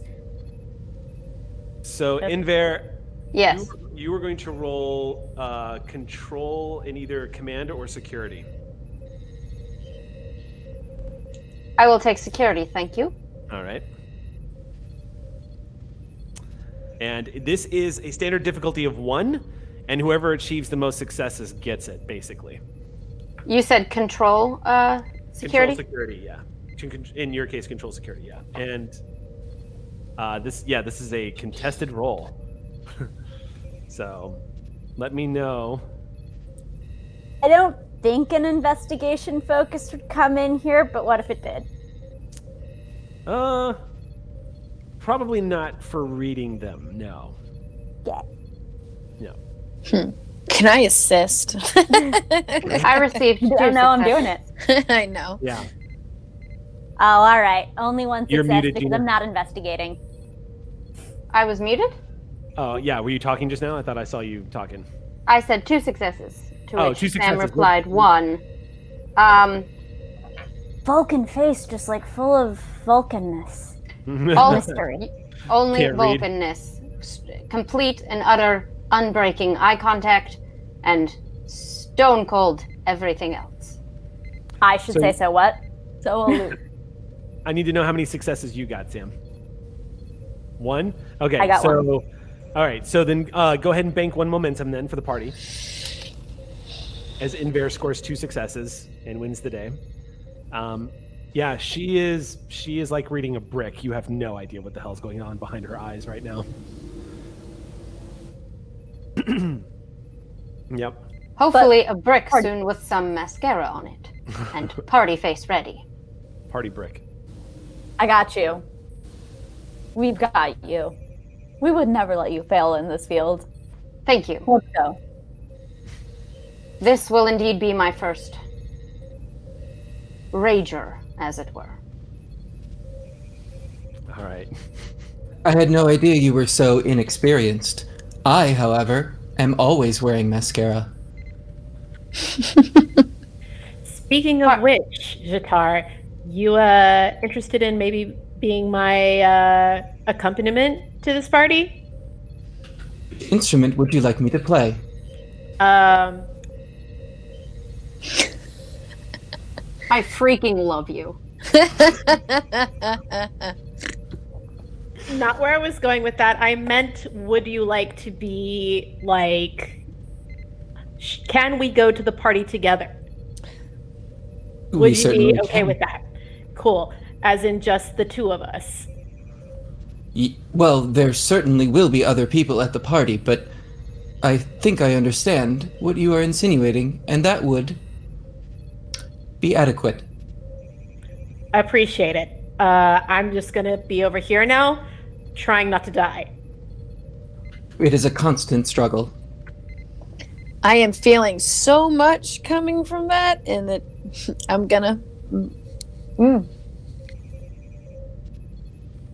Not from you. Am I muted? Eric, I think, is muted. Oh. Yeah, what I was saying is unless there is anything else that you guys have, we can do a cut jump to the party. A get ready montage. Yeah, sort of like montage that out a little bit, where it's you do have to admit that in Star Trek, Vulcans have extraordinary eye makeup. Like they do fantastic eye makeup. I am not quite that skilled in that department. As I said, that wasn't a thing I normally paid much attention to. We don't do mascara on Andoria, is the deal. So, Fair. Not a learned skill. Fair. So this party is taking place at your residence, then? I take it. Your Thran is throwing this, right? At correct. Her quarters. Yes. How do her quarters look? So as a person who doesn't really know Star Trek, what is it like a dorm room? Is that what we're dealing with here? It is basically a dorm room. Yes, it is cadet quarters. Are we talking like USC dorm rooms or UCLA dorm rooms? I wouldn't know the difference between the two of them, but I will say that being Starfleet and being an intelligence officer, you were actually sort of like kept away from the other cadets. You have your own dorm room for this sort of specifically for your branch of training. The dorm rooms have largely emptied out by now. A lot of people are off campus partying and doing what they need to do. Your dorm is big enough. I would say you could probably fit maybe it is a much larger dorm room than you would have in a modern day college for sure. This dorm room could probably, where you sleep, you could probably have up to about 15 people in this room. Great. And I say I've made friends with my neighbors, so we've kind of like it's literally a block party. So, I like to think we're friends. Yeah, sure. It's like Comic-Con party floor, you know? Yep. Okay, so interestingly enough, as you have all replicated the drinks, you've managed to, thanks to your we'll set the scene here. Thanks to your hacker Andorian friend, you've managed to jump around the fact that synthahol is not. You've gotten rid of the synthahol. I think we can all do that. You basically have you basically are illegally replicating alcoholic drinks here in your dorm room. Would that just like every college experience? I was gonna say, would that be accurate as graduates? Okay. I have no comment. Why would you try to get me on record about such things? Thank you very much. What kind of narc are you? Okay, so basically, as the hours begin to stretch and the sun has begun to set, a lot of you pass that witching hour where it feels like maybe people are just going to show up late to it's pretty clear that maybe no one's showing up. It's about 3 hours after you've all gathered, and it's starting to feel like just a bunch of friends, kind of like my parties. Like it's just a bunch of people sitting on the couch having a drink and talking to each other. Those are the best parties. It's one of these experiences where you're expecting people to show up, and as time has begun to stretch on, you begin to realize it's probably just going to be the lot of you. As the conversation is kind of steered away from the fact that that no one else is showing up, there is a chirp at the door around 8:30 p.m. Whoever answers the door, when the door does open, you just see as it slides open, you see standing in the doorway is one Lieutenant Commander, your good friend Keaton Richards. As he looks around at all of you, and I don't think Thran answers the door because she is on the ceiling right now, wallowing in self-pity at the fact that no one showed up at her party. Because the Denobulans, I think they've got the sticky spider scent, the Spidey thing. They can actually like climb walls. Can Denobulans climb walls like Spider-Man? They can, according to the Wikipedia article that I read today. So, I don't know any different. This is going to beg the question: is anyone going to let your Denobulan friend literally climb the walls intoxicated? Yes, of course. It is their home. They can do as they wish. Also, question: am I to believe that our party 3 hours in is only 8:30. We started a party in college at 5:30 and expect anyone to have shown up by now? Pre-game. Yes, I believe that the party Fair with question. all of your closest friends do come to the pregame, but 8:30 seems a little. This is just what I'm reciting up into the ceiling to my friend. I believe that 8:30 is a bit early to have given up total hope that anyone else will possibly attend. Oh, the door. I answered it. It is worth noting that parties elsewhere on campus had started up in early afternoon. Maybe we're the second after party, the party that's the more fun party. I've heard after parties are where the magic happens. Come in, Commander Richards. Okay. So Commander Richards enters the room and kind of looks around at everybody as he steps in. He's holding this bottle of green liquid. And he just says, "Oh, it's just a brandy that I picked up on the way in." Is he in uniform? Yes, he's still in uniform. Thank you for coming. Please come in. Our host is currently having a lot of fun. He glances I'm up. having a blast. How many drinks in are we right now? And he sets the bottle down as he glances around at the rest of you. Enough to have fun.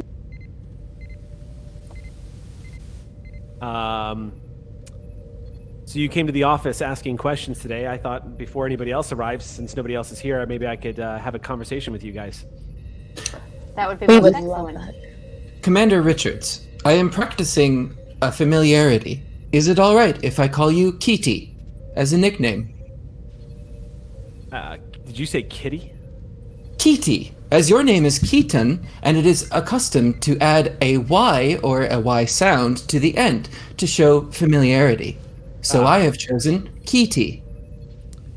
Hold that thought. How about that? Give me one moment. You've been creating nicknames. I see that you have noticed I've been creating nicknames. Would you like one as well? I don't know. I'll get back to you. I've selected Envy, if that makes a difference. Affirmative. dropped I my like mic it. Hey, you are a deadly sin, my friend. Check you out. I thank you for the compliment. Richards turns and he walks back towards the door, and you see him pull out something in his hand. You only get a glimpse of it because you can catch the faint flickering of a yellowish green light on it. And there's a subtle sort of like chirping noise that you hear, and he places this thing up on the wall. Sticks it right next to the doorway, and apparently appears to activate whatever it is. It's about the size of a quarter, and it starts to flash immediately, indicating that it's been activated. Anti-listening? What's that? Anti-listening? You're not sure. You've actually never seen anything like it. I think Cyro's actually saying that out loud, seeing the piece of tech. Anti-listening? Oh, you ask him that? Yeah. He says, yeah, anti-listening, and no one's going to come through the door. Anti sort of everything, really. All right. That's a fun way to start a party. What's that? That's a fun way to start a party. Yeah, it's... Actually, I had never thought of about that before, but yes, it would actually be a pretty good mode of operation to keep your neighbors happy if you were to get really loud. Yeah. Are we about to get really loud? No. I don't think so. So what's with the cloak and dagger? Well, you are in Starfleet Intelligence, he says with a smile. And Get then cloaks? he calms for a second and says, all right, it's time to level with you. This is going to be a little unusual, and I'm going to need you to work quickly through all of the feelings of disbelief and sarcastic comments that are going to follow what I'm about to tell you, so that we can get down to business. I'm listening. All right.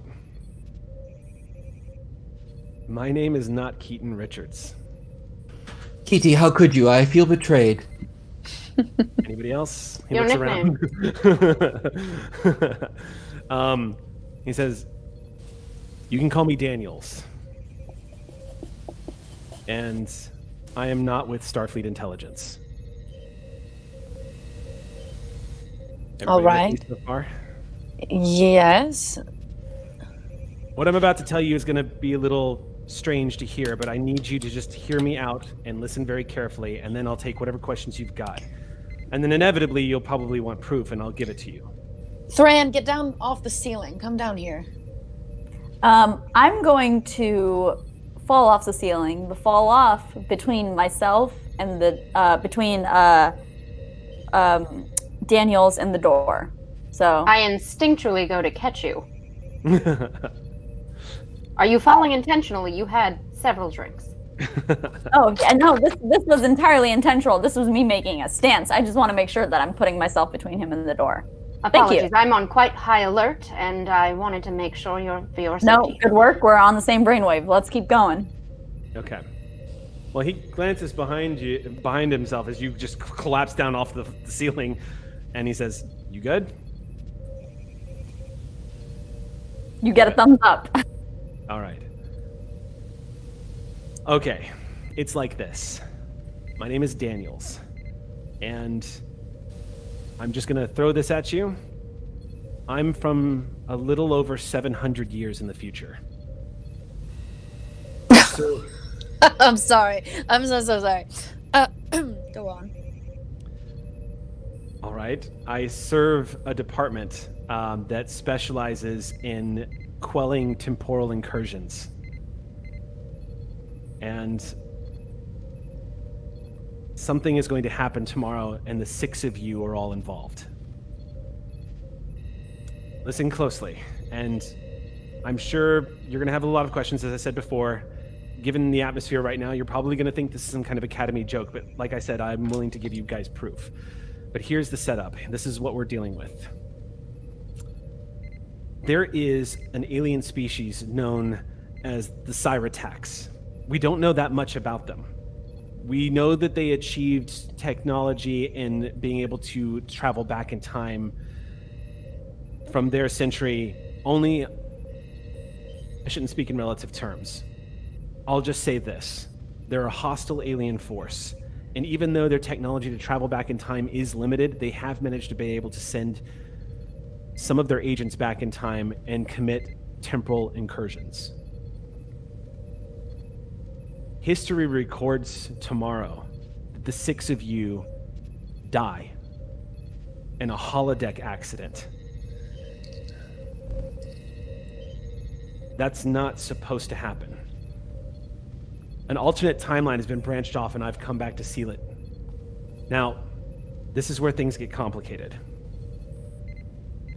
You were in the office today asking about this test. There is a test.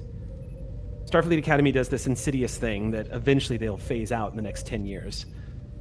But they will typically wait until the final days towards the graduation. And while you're sleeping the day before graduation, cadets are beamed out of their bed into a prison break scenario on a holodeck. Your Kobayashi Maru scenario is the wake-up call at 4 in the morning in a Klingon prison camp that you're supposed to escape. Now, history records that this happens, but the 6 of you never make it out of that holodeck alive because one of these agents invades this timeline and has all 6 of you killed. We didn't understand how this was possible or how it happened, but we've discovered now that their ability to travel through time is limited, and they found sort of this bizarre way of doing it. They can transport themselves through photonic energies. They can appear, literally possessing holograms. They're able to insert themselves into a photonic body. We don't understand exactly how this is possible just yet, but it's literally the only way they can manifest, and we do know for sure that they can only do it one at a time. One of them is going to be in the holodeck with you all tomorrow. And he is going to kill all 6 of you. We can't let this happen. This is the second temporal incursion to occur from this species, specifically here at the Academy. We don't know what their objective is. We only know that they have been trying to disrupt Earth's history. They've already sabotaged the warp core of one of the prototype starships that left space dock not only a few months ago by inserting a biogenic life form inside of its warp core. But I think that ended up panning out thanks to that's a long story unto itself. But we do know that they're using these sort of biogenic, these biological bombs, and they're using them to override and destroy technologies that Federation technologies that exist here in this timeline. At some point tomorrow, this being is going to be in the holodeck with you, jumping from hologram to hologram, and he's going to attempt to kill you. All I know is that by the end of the program, the holodeck, as Starfleet intelligence is attempting to rescue you, the holodeck self-destructs, which should not be possible. Now, that's the information dump.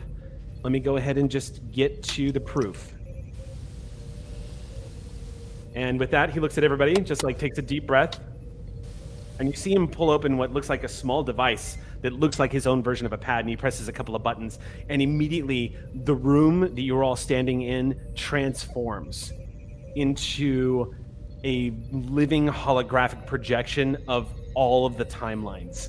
You guys are standing in front of what feels like a galaxy of threads, these strings spinning about you, these images of snapshots of human history, Vulcan history. You see it all spiraling all around you. It looks like these celestial woven threads just bending and warping and wrapping and tying and breaking and then being retied. You can see all of these timelines.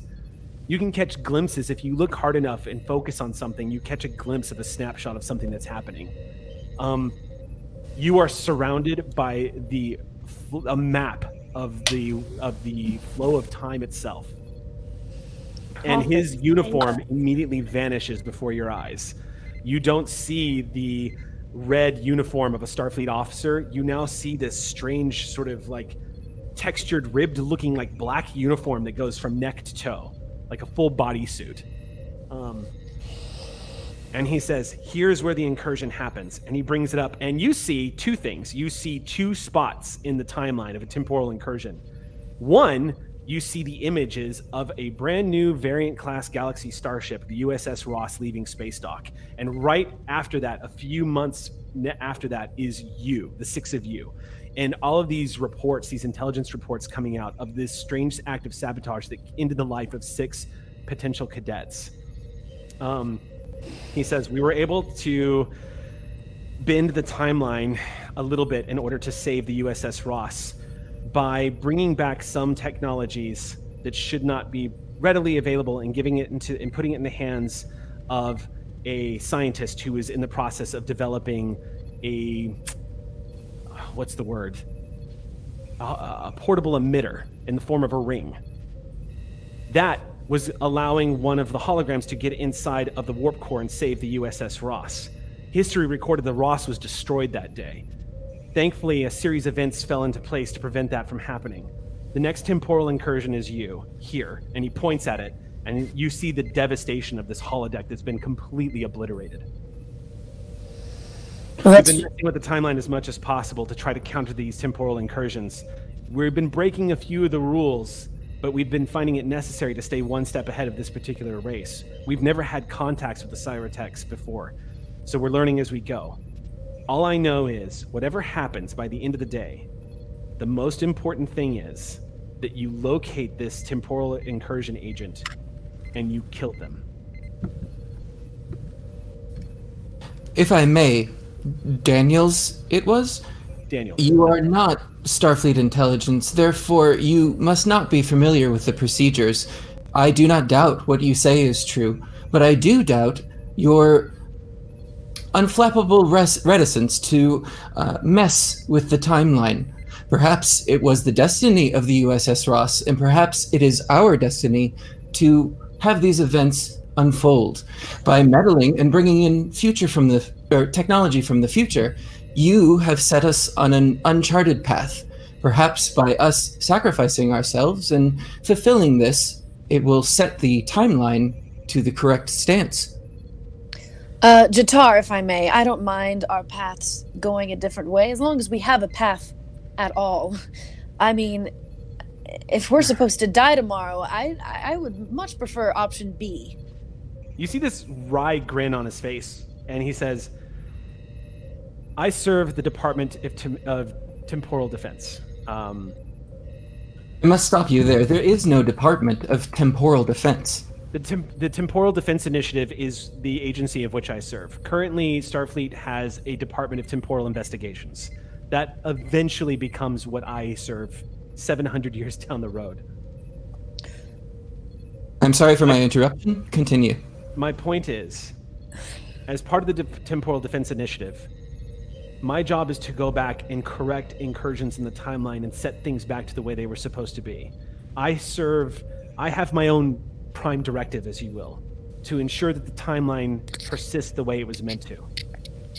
I'm here specifically because what happens tomorrow is a deviation of the timeline, just like it was with the USS Ross. Now, usually we can be subtle about this. We can drop things here and there in the past, and the timeline will correct itself, such as giving certain technologies to a certain scientist, which enables a certain chain of events to take place.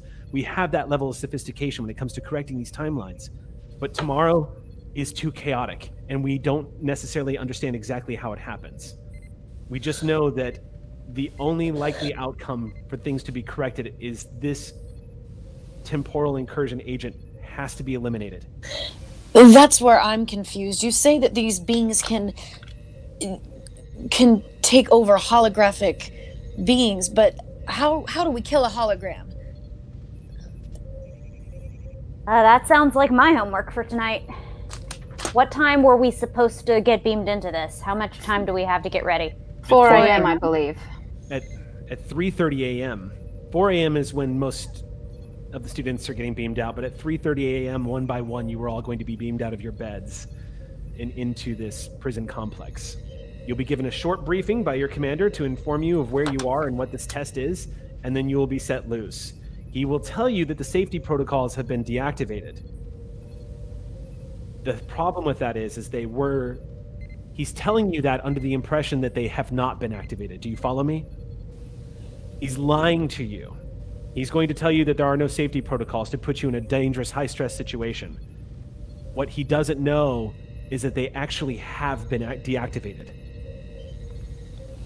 These photonic beings would be able to circumvent them anyway. Hey, do you know where we were supposed to be assigned? Yes. Where? I'm afraid I can't tell you that. I'm sorry. Because, I mean, there's got to be some connection between us and the Ross. So what were we supposed to be doing? Relevant they had to stop us right here. To our direct future is impossible to gain from somebody that is visiting us from the past. This knowledge may affect our choice in the future. So, as my personal elective, I would please request that you do not reveal events in my future. Assignments are already written in the present. They're going to have our orders already. That's it's a good point. And you're making a good point, Lieutenant. And so everyone here is really putting up a good point. He just runs his hand over his head and says, Cyril, I'm sorry, I can't answer that, but you're on the right track asking that question. But unfortunately, I can't reveal it. Commander Richards, Daniels, whatever your name is, will I be able to sense them? Will that give us any advantage whatsoever? I think so. My suspicion is that you will.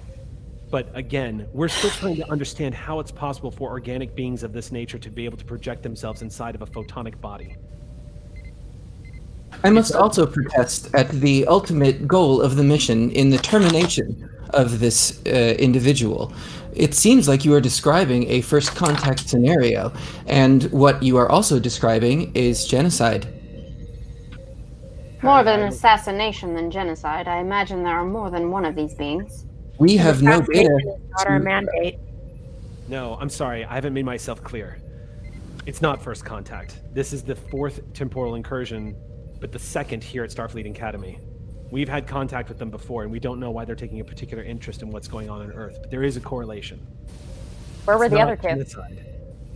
It's self-defense. The 6 of you need to make it out of that holodeck tomorrow. But more importantly, even more important than that, this temporal agent cannot make it out of that holodeck. No matter what happens, the timeline depends on this temporal incursion ending in that holodeck.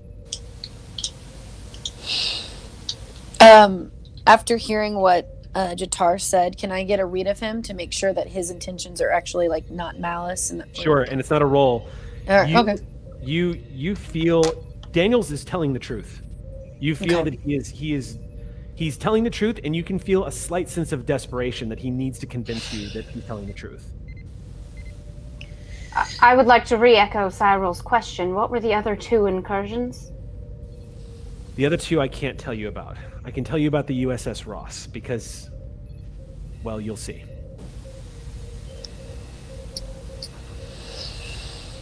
If there is any other information you believe would be helpful, now is the time to share it. All I can tell you is, your Betazoid friend here is going to come in very handy tomorrow morning. And the rest of you, when you're in that holodeck, look for anything unusual. We know that when these beings transfer to photonic bodies, they don't necessarily stay there. This creature will be able to jump from one photonic form to the next. If you eliminate one photonic form, it's entirely possible they'll just simply be able to jump to a new one. I don't have any answers for you, I'm sorry. We're too close to the event, so there's no way I can change course. All I can do is try to equip all of you to do the best you can. One thing I will tell you, though, is that with the safety protocols turned off, your weapons will be just as deadly as his. So use that to your advantage. Great. Sorry, Well, I know this is supposed to be a graduation night. I'm sorry to be the bearer of bad news, but it's important that no matter what happens tomorrow, your first priority is eliminating this temporal incursion agent. we have less than 7 hours to prepare. I guess the party's over. Or the party's just starting.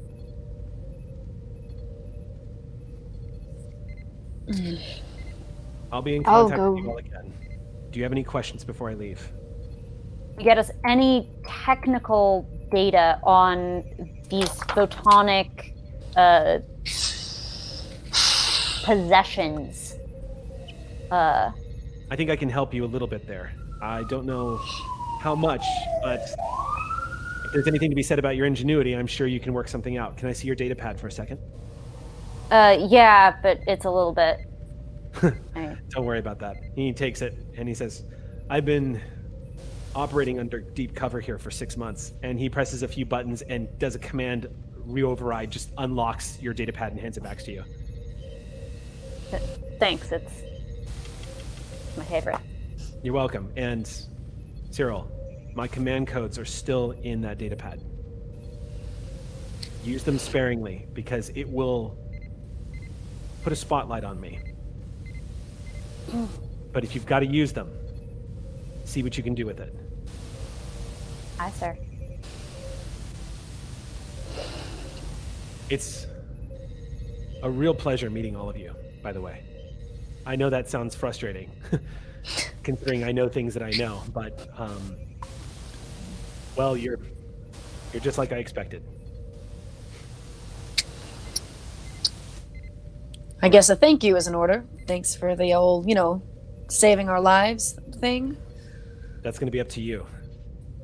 But just remember, always remember, your first priority is stopping this agent. The timeline is at stake. The mission is heard and understood. Thank you. And I apologize if I call you Kitty in the future. I've been mentally practicing. That's all right. It's a decent nickname. I don't think I need to tell you all, don't reveal that I said this to any of you. I think that kind of goes without saying. What do you think they trained us for? That's one good thing we're good at keeping. Secrets. All right, then. I will be In addition, I'm going to monitor you as best I can, and I'm also going to do what I can from behind the scenes. You won't be on your own in there. can we keep that? Unfortunately, no. That's Really? from my time. I don't mean permanently. I mean for this current study session, we're going to have to be doing cramming all night. If we are openly talking about the thing, and it possibly is listening in, it might not bode well. Don't worry. You have until 3:30 a.m. And all your privacy, I can tell you, is pretty much guaranteed. All right. He goes and removes it from the wall, and he says, well, consider yourselves deputized into the Temporal Defense Initiative. Feel like you should have said that before you turned that off, but thank you. And he smirks, and he looks at his datapad and says, it's all right. Everybody I was keeping this conversation from left the building 10 minutes ago. Great. Well, I thought my days and nights of pulling all-nighters for exams were over, but I guess we get one more. One more for old time's sake, everyone. I'll keep in contact with you as best I can. Remember, you're not going to be on your own in there. Good luck, agents. And he presses another button on this comm unit, and you see the hologram of his uniform appear over that black suit. And he steps back out through the door and just... You have 10 minutes to roleplay. What do you do? Wonderful. He left the room. Yes. I gotta get building. Yes. We're going to need targeted tools for this. Ideally something maybe to sense and something else to scramble. Cyril, I have a suggestion. We may want to devise a trap of some sort of holographic body that we may be able to contain these units within, something that we can control. If I can get enough data on its holomatrix from previous possessions, it's possible that I'll be able to improvise something in the moment. If we can get enough scans on these guys, I'll see what I can throw together. I'll try and sense them as fast as I can, and maybe if we can come up with some kind of signals to where if I can figure out which hologram they're in without giving it away that I know, and that way you can study the hologram as best as you can before it moves to a different one. It might be our best shot of trying to outsmart it. Let's also consider the situation that we're going to be thrown into. We are going to be... The simulation apparently is a Klingon prison camp from which we are to escape. So where are we going to be? We'll probably be inmates at that point. How... It's entirely possible we will be separated. That is also true. Well, I'll do my fight Klingons on top of all of that. And if the safety measures have been taken off, some of us are going to be pretty outmatched. I'll be fine, but I don't know about some of the rest of you. As our training will kick in, we will be met with an unfamiliar situation. We will take stock of what we have available to us and proceed from there. Whether we are in any sort of prison, Klingon or otherwise, we will be deprived of necessary utilities. We should, perhaps, look into hacking into the hologram or the holographic programs to allow us certain benefits within the program, things that would not seem out of place within the code itself. Just a general Star Trek question as well, just about holograms that I would probably know about. Is this like the Matrix where if you also, well, I mean, everything is a threat in here, so I guess that's true, but if you like shut down the program while you're still in it, is that a thing people have done before or not? Yes, you can say computer end program, the computer will, in the program will just come to an end, and you'll be in the hologram. It's not, you're not neurally linked. Your mind isn't being transferred from your body to a simulation. You're in a virtual, like a photonic created reality. Okay, but great. That being said, turning the safeties off means that the shots fired or the blade swung can still kill you, can still hurt you. But it's basically a program you can still hack in that sense, because it's a program that exists around you. I would like to try something with all of you, if you would be open to it. I know not all of you have telepathic abilities, but I have been known to be able to sometimes project some kind of feeling or thought if I'm familiar with an individual close enough, and I feel very close to all of you. if we are in there and I'm able to suspect which hologram is this being, if I could try and send a thoughts to you telepathically to give you a signal, but in order to do that, I need all of your minds to be open enough to be able to receive it. Do you mind if I try? You know, I'm always an open book. You're the easiest one. I will be. I keep hearing that. I will be a willing participant as well. I can just try it. I mean, we have, again, little under 7 hours. It could be a nice exercise. If I can create some kind of mental link with each and every one of you, even if we do get separated in the hologram, we could be close enough for me to be able to project something. Well, Perhaps. I'm the one that's going to be throwing punches, so I would really appreciate having a heads up. Perhaps instead of a detailed list of telepathy back and forth, we can establish a key emotion as a red alert, so to say. Is there an emotion that you experience infrequently that would be alarming to those of us that may be able to sense your presence? For example, lust, or envy, or wrath. Gluttony, perhaps? Maybe something that we're all familiar with. I know as Vulcans, you might not experience lust very much, so it might come as a surprise. Maybe something simple like hunger. Are you able to enhance your hunger enough to warn us of a potential threat? Well, the problem with that is if there's multiple holograms surrounding us, if I project a single emotion, what's going to help determine which hologram it is?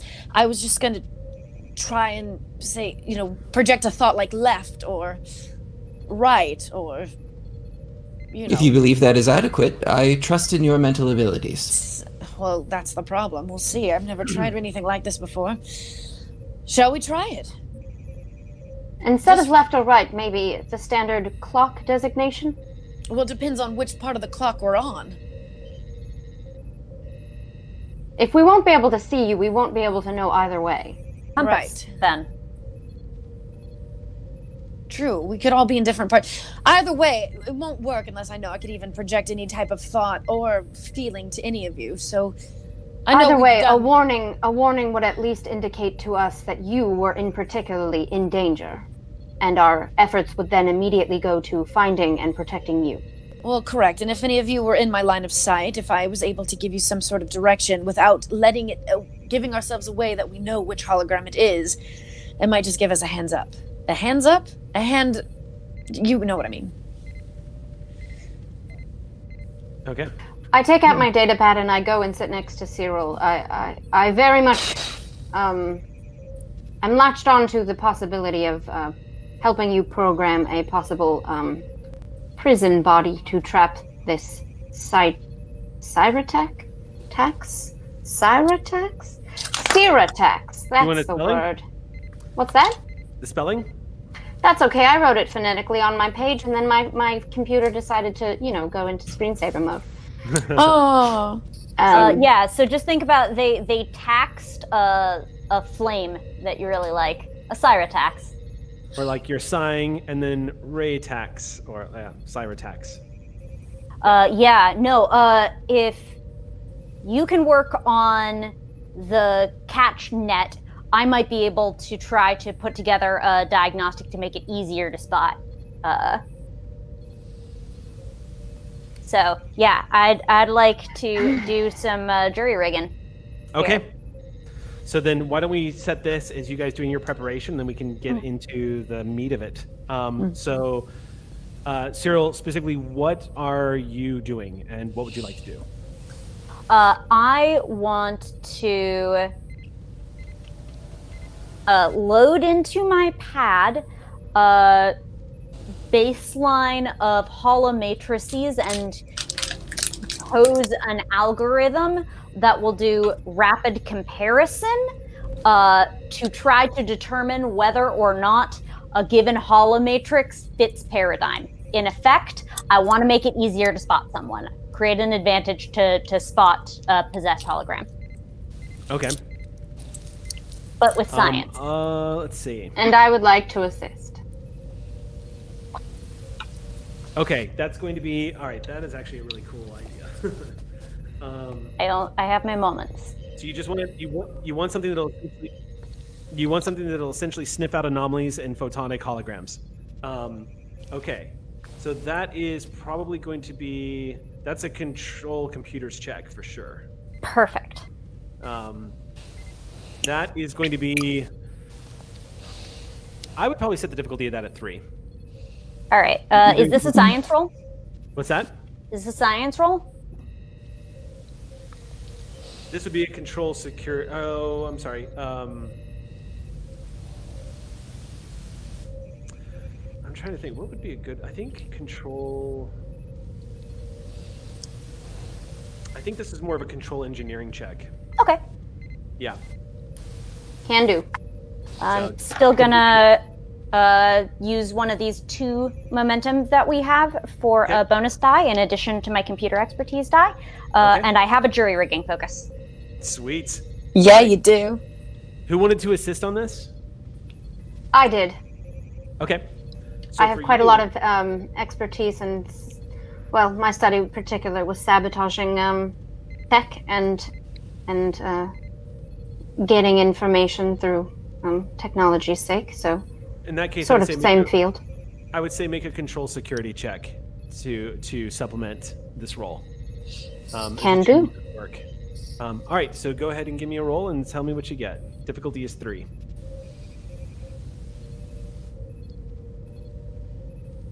So that's 3 from me. 3 from you? And one from me. So 4 total. You get 1 more. We are back up to 2 momentum then. So as all of you pacing back and forth and coming up with elaborate ideas of how you might be able to defend yourselves when this all happens, in the corner, as the 2 of you are, Cyril and Invar are doing their thing, kind of coming up with this new algorithm as you all are chirping away on this data pad. You've managed to piece together an algorithm that should be able to detect the presence of an unstable or perhaps an anomalous holographic program. It's almost like a base diagnostic system that's able to run like a quick scan. Almost like running like a laser of a barcoder over something. You'd be able to detect whether or not there are some kind of, if there are any photonic anomalies within the matrix of the hologram itself. Can I add just one other thing into that? What's that? Can I give it, can I just throw together a quick option of a holo matrix to put it into? I'm going to be, I want to build a holo bloodhound. What's that? Into the diagnostic one. I want to build a holo bloodhound. I see, okay.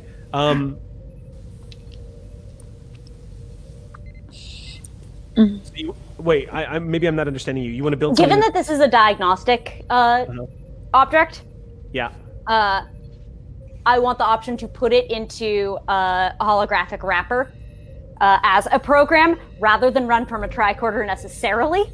Let it have a holomatrix in its own right as a bloodhound, because it's sniffing out the possessed hologram. You want it to literally manifest as a bloodhound in the holodeck. I want to have the option, because we're in a holodeck, and why would I not want to do that? Okay. Always add a pupper. Wouldn't you rather it be a Targ, since we're going to be in Klingon simulation? Just saying. Puppy Targ! So I can, to answer this, in order to give yourself a hologram in a scenario that you did not initiate, you were literally going to have to override the holographic matrices of the holodeck itself in order to give yourself a holographic character that would come to life and manifest. You could have advantage if you wanted to do that. My point is you can try that when you're in the holodeck. Right. I just want to have my wrapper ready because, as I told my Vulcan friend Jatar, luck is when preparation meets opportunity. Okay, so it'll be a tricky roll, but yes, that is totally possible. Yes, absolutely. I might even say, actually, since that mechanically is only going to function as a visual aid for what's happening, I might say that's just, instead of a roll, that might just be a create advantage, and you burn momentum to, if you have it, you burn momentum to essentially create a piece of narrative. Do you know what I mean? Well, we will worry about it on the time, given that this is itself about creating advantage. It's a hat on a hat, but I will make it cute if I can.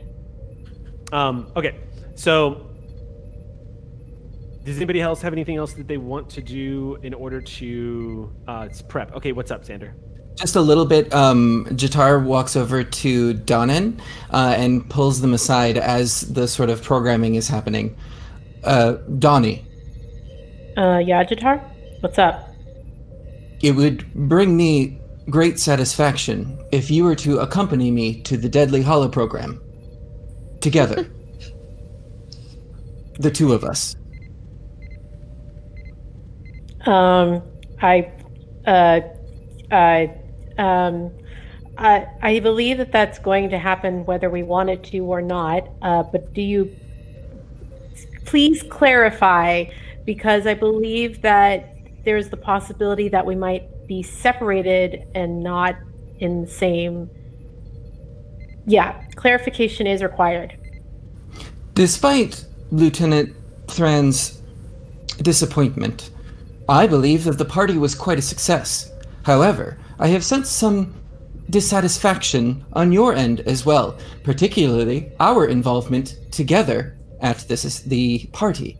Therefore, I would like to extend the gratitude and hospitality even further to another event that we would have already attended together. But I feel the need to clarify our attendance as friends. Well, you know what? If I see you in there, I'll make sure we figure out a way to partner up. Yeah, as best we are able to do so. And I would really like to see you not get hurt. So yeah, I got your back. We'll be good. Rest assured that it is not my intention to be hurt, but I also will have your back. By the way, how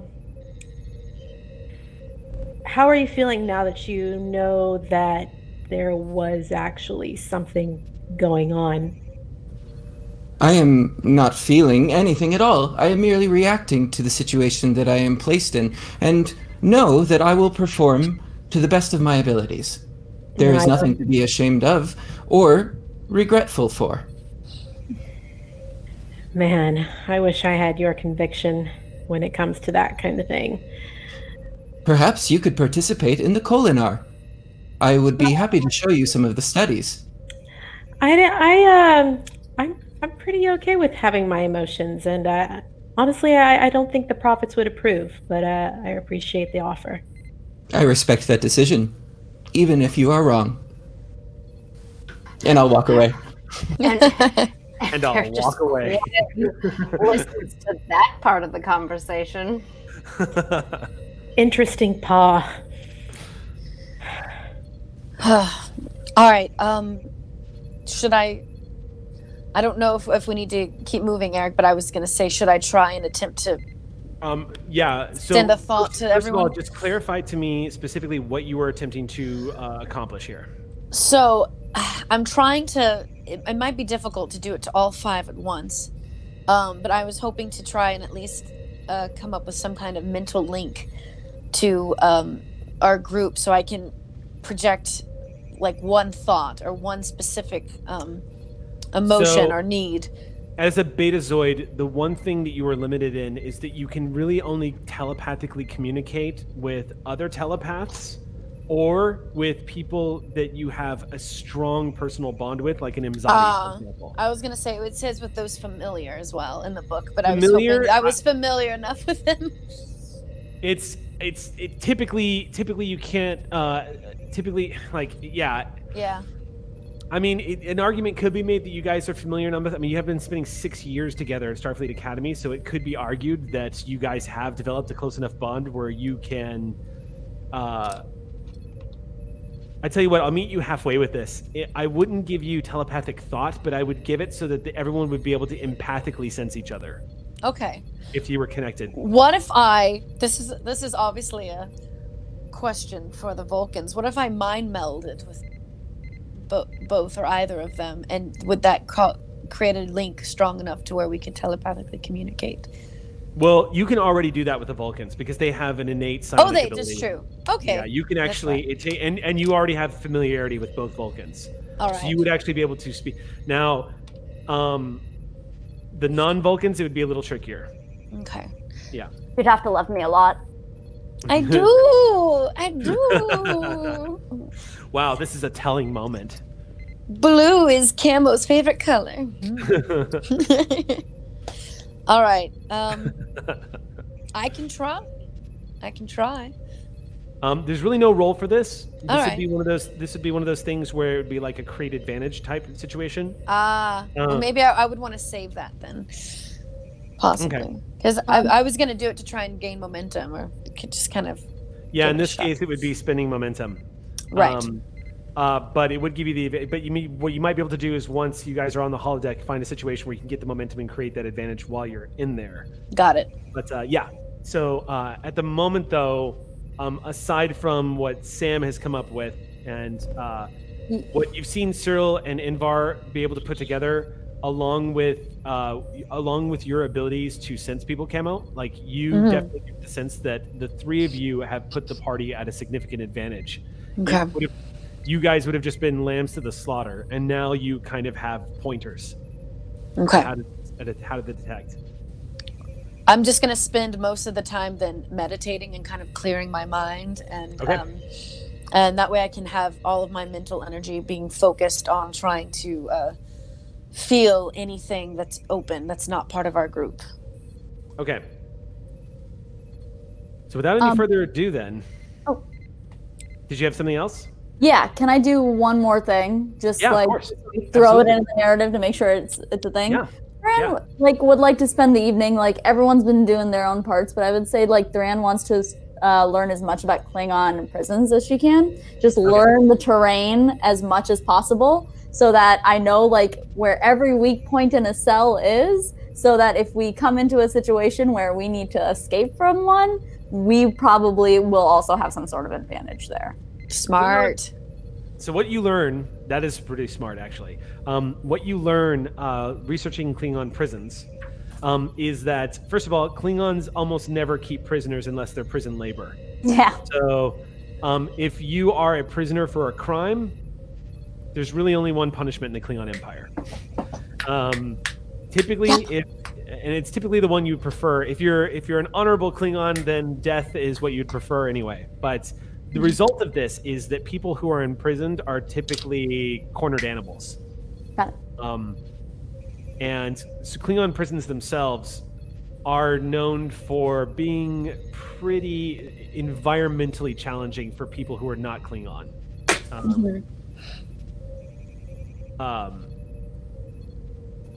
One of the things that they like to do is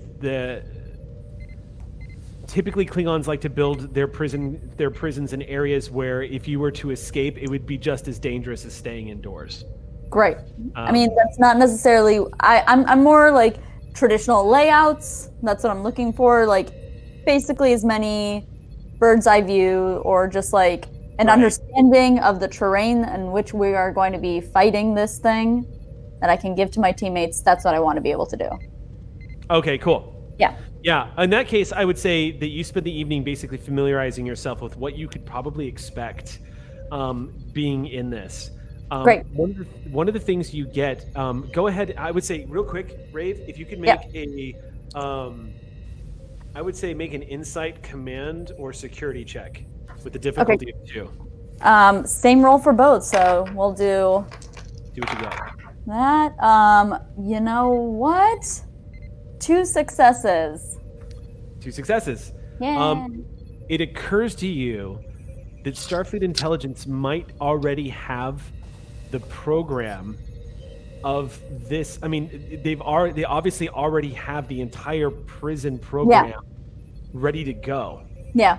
It's entirely possible that you guys could get the entire layout of where you're about to beam into and basically pull a James T. Kirk. I would love to do that. I was just trying to keep the game moving. I would love to do that. I would love to do that. What? This is everything I am entirely about? Yeah. What? I mean, what? Yeah. So hey, Cyril. Yeah. Yeah, oh. Yeah. I was resting my eyes. I didn't fall asleep. Oh, no. Oh, gosh. You should probably sleep. No, I'm still awake as well. Oh, Yep, okay. adrenaline. Adrenaline, no. and we've just taken all of the caffeine restrictions out of those replicators. Same time I did this in the hall. What? Actually access this program. What's that? No, this is me asking Cyril. Oh, okay. For this look. This is just to achieve this look that Cyril's got on their face right now. They know where I'm going with this. We've been friends for 6 years. They understand. Continue to look at you with a stone-cold face and eyes that you definitely cannot tell what's behind them. I keep trying, though. I keep trying. You think that's insane? Or do you think we have the time to be able to, like, even get close to obtaining that kind of information? Let's see. Either Reitner or Jurek probably programmed this test. If I'm lucky and it was Reitner, this won't be bad at all. But let's find out. Or do we just want to flip a coin on that, or do we want to prepare for both scenarios? I mean, I think we just go in and I'm gonna find out how hard it is to do. Great, love it. Sounds fantastic. All right. So for the interest of time, we'll say this is going to be a straight up roll, and you're probably going to benefit from having Invar help you as well. Yes. I would say basically make the exact same rolls y'all just made before to see if you can retrieve this information. I'm sorry, is that me and Sam, or is that Sam and Gina? It's going to be Sam and Gina. That's what I thought. Okay, It's great. Cyril and Invar are trying to figure out if they can break in basically and get a blueprint or an idea of what this program is. What's the difficulty level? The difficulty is 4. You're breaking into Starfleet intelligence, into one of their databases, and trying to basically steal the test answers. Okay, but hear me out. Okay. If anyone knows, I can find out too. I'm using my determination. Smart. All right, you've got 2 successes already, so you need 2 more. All right. I want to take a momentum if that's cool for people. Okay. Mm-hmm. Yes. I would like to evaluate and throw in that I have also received a success by telling you which teacher I believe it is to save time based on my weak link. Possibilities of who is the most likely candidate to have developed this? Very much so. Who was rewarded with getting to torture their students? Okay. This is the same scientific or technological field as earlier in the same adventure, because this is basically the same role, right? I mean, you're not really, because this is not manipulating. This is not attention. This is. Okay, if it's not really, then it's not really. I don't care. I want to keep moving it. This is cool. data All right, theft. I'll make my roll. Yeah, this is data theft. It's not manipulation. So. All right, cool. That got me the other 2. Okay. You had one from me already, so. All right, then we get my bonus momentum back. Yeah, woohoo! Momentum back. All right, get ready for this, because you just achieved a little. You just in the past like 45 minutes, as everyone is talking and conferring with each other, you managed to break into Starfleet Intelligence's main database, basically going into the teacher's handbook, as it were. You were able to locate past use scenarios, and you come across sort of like almost like a Rolodex of holographic scenarios that are being used. There's 300 programs in here. If you hadn't been given prior knowledge of which program you were being put in, you would have no way of guessing which program you were all going to be kidnapped into. There is only one Klingon prison camp scenario, and the 300 that are on here as possible testing scenarios for students, which once again proves that Daniels was at least telling you one thing that was true for sure. You immediately download it, and you manage to do it without being immediately detected. And jumping out of the database, you pop it up. This has everything, Cyril. It's a copy of the protocol of the program. You get the layout, and you get how many Klingon guards there are going to be. You get the personality profile matrices on a few of the holograms that are in there. There are about 25 Klingon guards, and there are multiple ways to try to escape from this prison. You're going to be beamed into a prison scenario with a fellow prisoner already waiting for you inside, someone who already has attempted to escape once and who might be convinced to help you. One of the holograms, but very difficult to convince. Might require some social manipulation to get them to do what they need to do.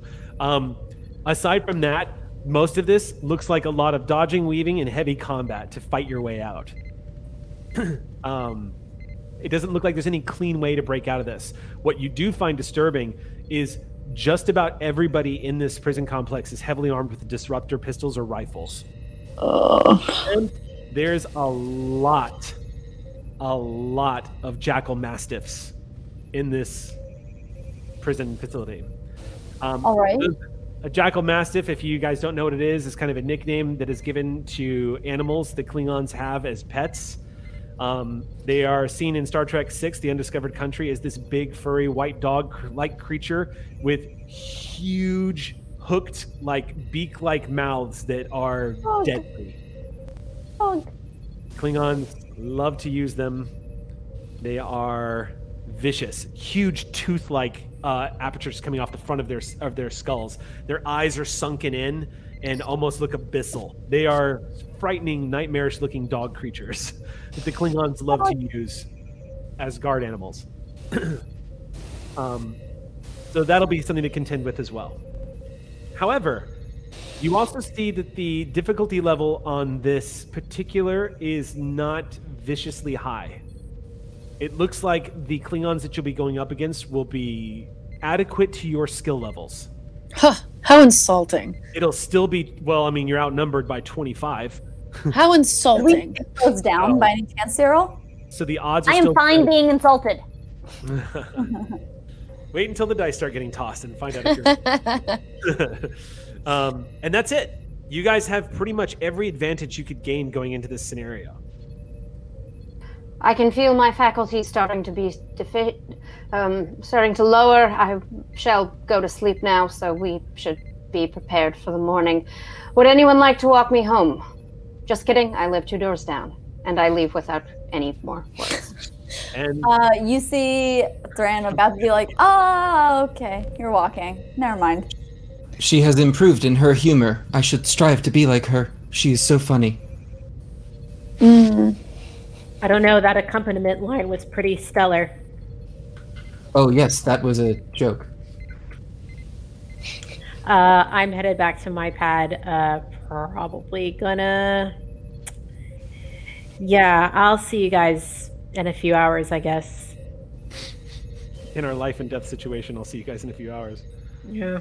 You retreat back. Everyone basically returns to their quarters. Mm-hmm. All right. None of you are able to fall asleep. There's this anticipation. There's maybe even a piece of you that might even be curious as to even if this is really going to happen. If this isn't some elaborate prank that only Starfleet intelligence could pull off. I mean, just take a couple of holo emitters, right? And a couple of crazy stories. It's entirely possible this is all BS, and this Daniels person is getting revenge on you for your impertinence coming into the office demanding to see the commander. It's entirely possible. He seemed to be telling the truth, from what I could tell. What seems to be even more truthful is when the transporter beam is activated around 3:30 p.m. for all of you. AM, maybe? Staring at the wall clocks, you're able to anticipate as that timer is running down, all of you realizing that you're basically about to be beamed into a holographic arena where you have to break out and fight for your lives. Not only fight for your lives, but fight against a temporal incursion agent that's trying to kill you, and you don't know who they are. And as the anxiety rises and that clock ticks, almost precisely at the 30 mark, you all begin to feel this slight tingling sensation that always accompanies when you're about to transport. And sure enough, you begin to hear that angelic chime as the blue glow surrounds your bodies in your bed. And you hear that hum as a curtain of energy parts in front of you, and you are transported. Temperature shifting immediately as you can feel yourself leaving your room and entering into a new location. And as you beam into this new space, all of you find yourselves in this darkened cell. A darkened cell with a holographic Klingon and I only say that because you know he's a hologram, a Klingon leaning up against the wall who's looked like he's seen better days, in torn armor with a scarred face, who doesn't look at you like you're a living person at all, just kind of stares past you. He's leaning up against the wall. The interior of this cell looks like made out of bedrock of some kind.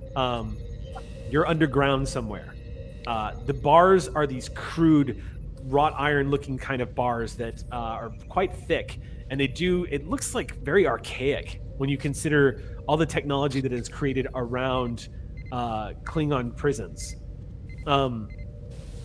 Lots of Klingons walking across the bars, but the one thing you do notice is standing in the middle of this room is your commander, Tyron Meckler, just as Daniels told you.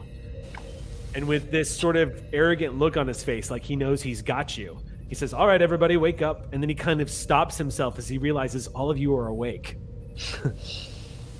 And he regards all of you. Tyron Meckler is a middle-aged man with a dark, like jet black beard, dark, glossy jet black hair. Probably Spanish descent from what you all get from him, but there's a slight twinge to his accent. He's well muscled. He's got that silver fox thing going on for sure. He's like, yeah, regional like white flecks you can catch in the back. But you also know he is a man of no bullshit. He doesn't joke. He doesn't play around. He gets right to the point. You can see that as he's standing there, he has his arms folded behind his back, and he is dressed in what looks like outwear. So he's not wearing his standard uniform of Starfleet intelligence. He looks like he's wearing like a combat uniform that you might have seen in the Dominion War. So something that looks like it could be used in any kind of environment. A silvered lining like suit that's like dark gray, but looks like slightly armored with patches all over it, denoting that he's from Starfleet. He looks down at all of you and just says, "Oh, couldn't get any sleep, I see. Everybody up on your feet? Everybody up on your feet now." Can I have a clarification that we are all in one prison cell together? Mm-hmm. You're all in Got one it. cell together. On your feet. I stand immediately at attention. Yes, Commander. Welcome to your final test. If you intend on graduating tomorrow and joining the ranks of Starfleet Academy, it's important that we need to see what you're made of. Starfleet intelligence isn't going to just admit anybody. And even though you've spent 6 years laboring to be the best agents you can be, I need to make sure that the Federation can count on you when your backs are against the wall, when you have to make the hard calls. What you have right now is a prison break situation. There's no right or wrong way to do this test. It's a simple matter of character. I want to see how you will all react when the situation gets grim. How far will you go? And what will you discover in your escape attempt? You will be judged harshly. That is the fairest warning I can give you. And that is the only warning I will give you. There are no room for questions. The test begins now. Good luck, lieutenants. And he beams out of the holodeck. Jatar immediately steps forward and says, "Computer, end program." Nothing happens. And I'll turn and look at everybody else. It was a decent attempt, but I don't think that's how this works. Anyone mind if I take a stab at the Klingon over there? Not like an actual stab, but like, try and talk him into helping us. Didn't think that was quite your style, but you know what? I say go for it.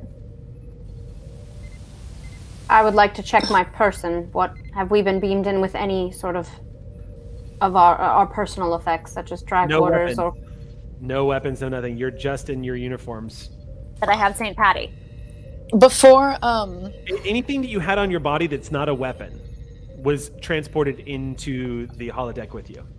So we do have our data pads and tricorders. Correct. You wouldn't have a tricorder, but if you have data pads on you, those are acceptable. It looks like they've beamed out anything that would have given you what they would have perceived as a tactical advantage. None of them would anticipate your data pads giving you any kind of tactical advantage. Got it. So weapons, tricorders, and you can have your data pad, but as far as they're concerned, your data pad tells you what the schedule is tomorrow for the graduation. What could it possibly have on it? Pretty much. before Donnan walks up to the Klingon in the cell, I just want to take a quick, sweep of it to see if I've sensed anything, just so I can give them a go-ahead beforehand. You want to? Are you focusing on this Klingon in particular, or are you focusing? The one that Donan's about to go talk to. I just want to make sure that you turn and look. Whoever this Klingon is, he's not actually really there. Meaning he's registering as a hologram. You staring at him, you don't sense anything. I'm gonna just turn to Dahan and give them a head nod to motion that I don't sense anything, basically. Okay. Go ahead. Yeah. Hey, warrior. This Klingon glances up at you through this yellowed eye. You can see that this Klingon looks like he's probably been tortured. From the looks of his face, the split on his lip, the broken shards of his teeth in his mouth, he looks dirty, like he's been in here for a long time, and he glances up at you with this sort of disgusted look. Yeah, I know. I haven't gotten any sleep. I look like shit. And then Donan kind of just squats down next to him. So, how long you been here? He belches this Klingon at you. It equates to a Klingon. It's the Klingon equivalent of "fuck off." Dude, I'd love to fuck off, but the fact of the matter is we're all stuck in here, and the only way we get out is if we work together. And I don't see you enjoying sticking around because we're trying to get the hell out of here. He stares at you. Maybe you could help us out a little bit? The stare persists. He looks at you just unblinkingly, just stares at you. Listen, all of us, all we want to do is get out of here. Looks like you could use a break, and I'm fairly certain that even if you don't get out of here, if you make a decent show of it, at least you'll die an honorable death. He leans a little bit closer to you and just says, "Get away from me, Bajoran filth." You know what? If that's how you feel, that's how you feel.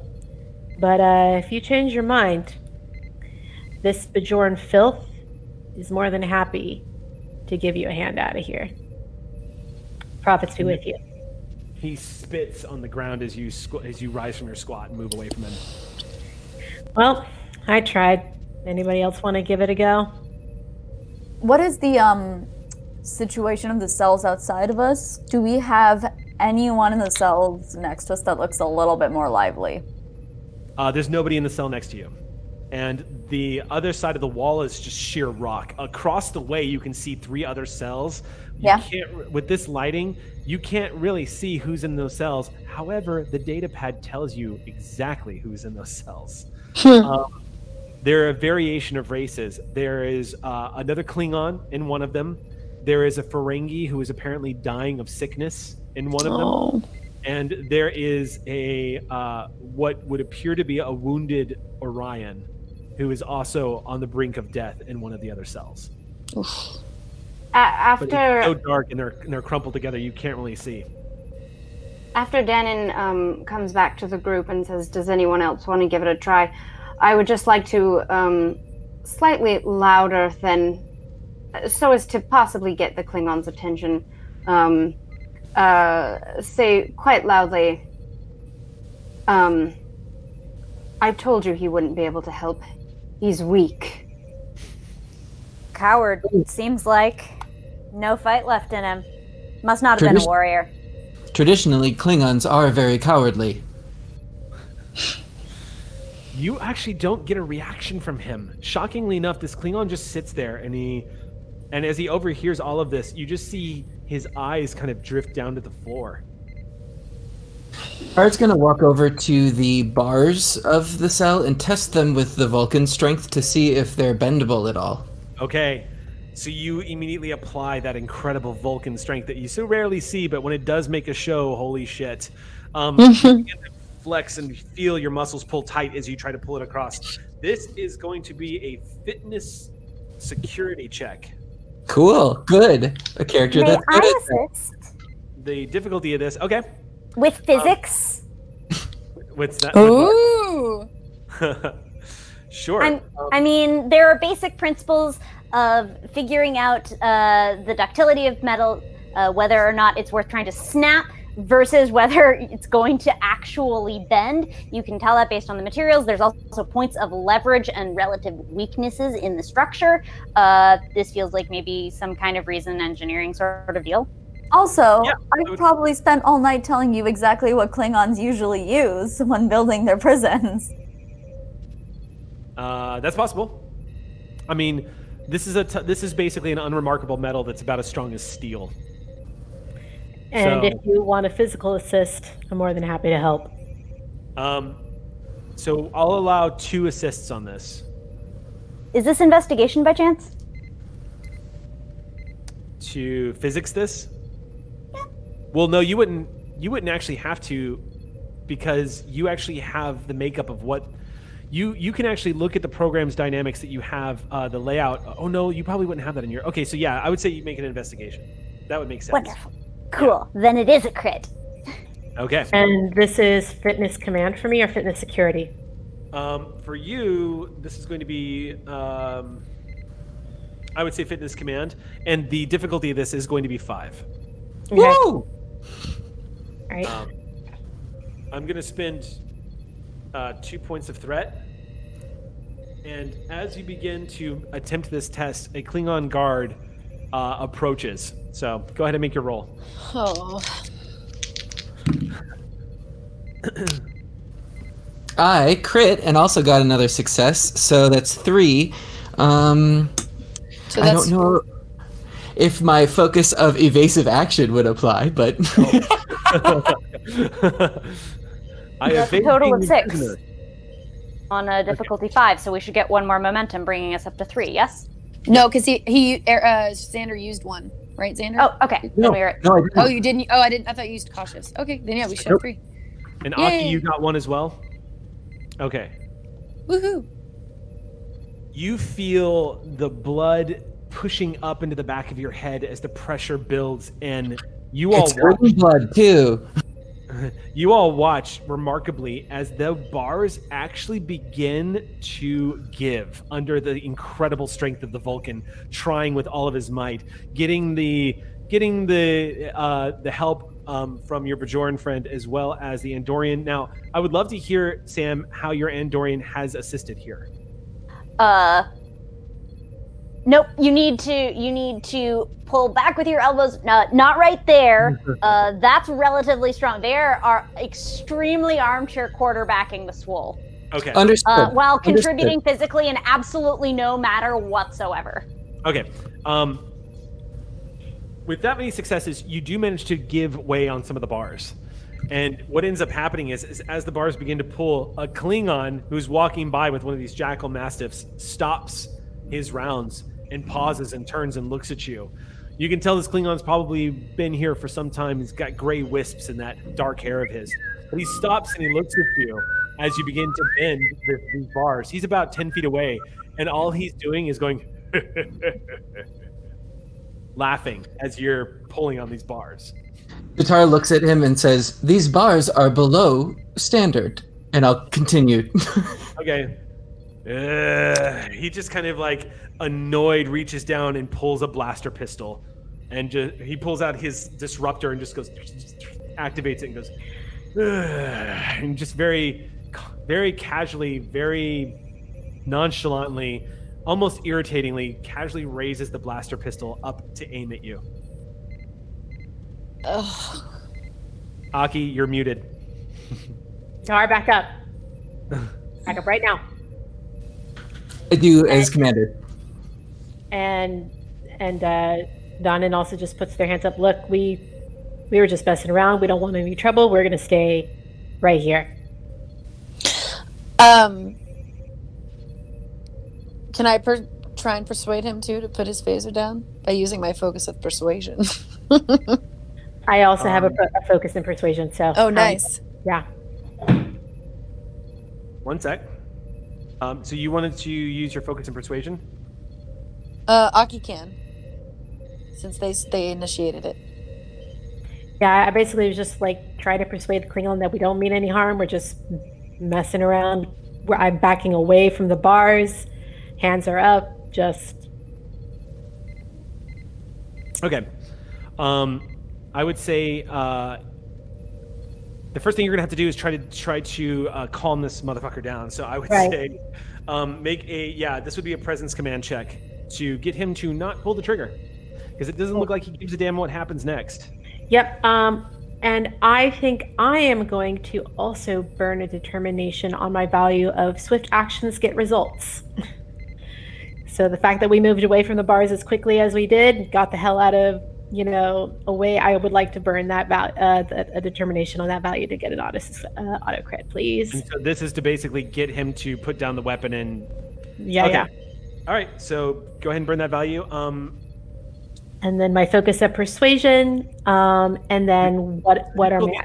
The difficulty of this was going to be 2, so you're about to get a lot of much needed momentum for this. So go ahead and make your roll. You're already going to get an auto crit success. Is this a presence command? Yes, presence command. That is 2 successes. Okay, so gain 2 momentum. Back away from the bars. There's a hesitation as he just looks at it. You see that he's trying to like weigh in his mind of whether or not he would like to see a Vulcan get vaporized right now or not. But he slowly just goes,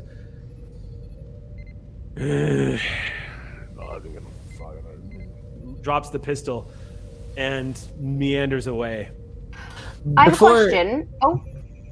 Before that actually happens, though, I would like to use the talent of bold security to give you a threat and initiate the removal of that disruptor from that Klingon's possession. So you're going to try to strike out with your hand and grab the disruptor? Not strike, but yes, yeah. Well, I mean, it's going to be a fast grab. I mean, he is being somewhat foolhardy and sticking this thing out right in front of you, probably not anticipating you being able to reach through the bars. I will give that to you, but you're going to have to this is going to have to be a contested roll. Okay. For you, this is going to be this is probably going to be a daring security check. Great. You say that as if I don't have daring security. Well, very daring. Right? So, and this is going to be a contested roll. The difficulty is 1. I'm going to treat it like combat. So go ahead and make your roll. And this is a melee check. Can you take a momentum, Xander? I used bold instead of cautious, so I did, but it's giving him threat instead of us spending momentum. Oh, sweet. Yeah. Cool. If you want to use your determination, though, that would also be okay.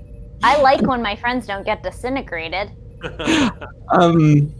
So in that case, I do have a value that I think justifies my actions in this case. Okay.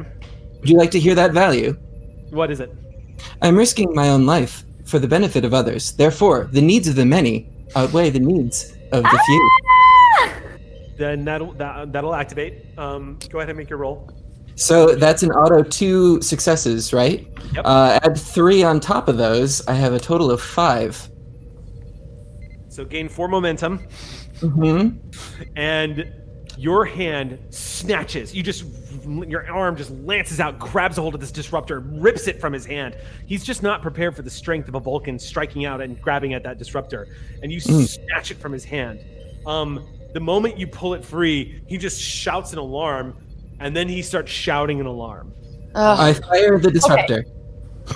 Okay. Roll it. You flip this thing around and fire at him. Go ahead and make your roll.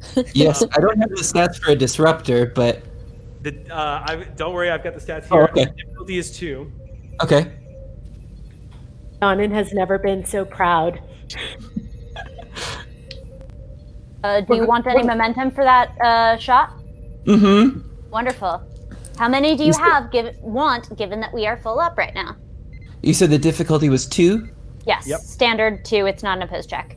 Gotcha. Okay, so I'm going to use my untapped potential potentially to re-roll anything. Let's spend 2 momentum. Okay. And then I will roll. What is this? This was daring security? Control. Control security? Control security, because now you're shooting him. Gotcha. Yep. Woohoo! So I rolled the number twice, so that technically counts, right? I rolled 2 13s and I was looking for a 13. Yeah, that's a success. 2 successes then. Successes, you shoot. Okay. So now I need you to take... Oh, boy. So what, if I spend the 2 momentum for that, does that just count as an extra success then? What's that? Sorry, I think I only spent 1 momentum because I only used 1 extra die. I didn't need to spend 2. Okay. So let me roll that extra 1. No, I'm gonna take a picture. I rolled another 13. I have 3 13s. Yeah. Okay, so how many successes total? 3. 3. Okay, so 5. So you're gonna add. All right. God. Oh boy. Okay. All right. So.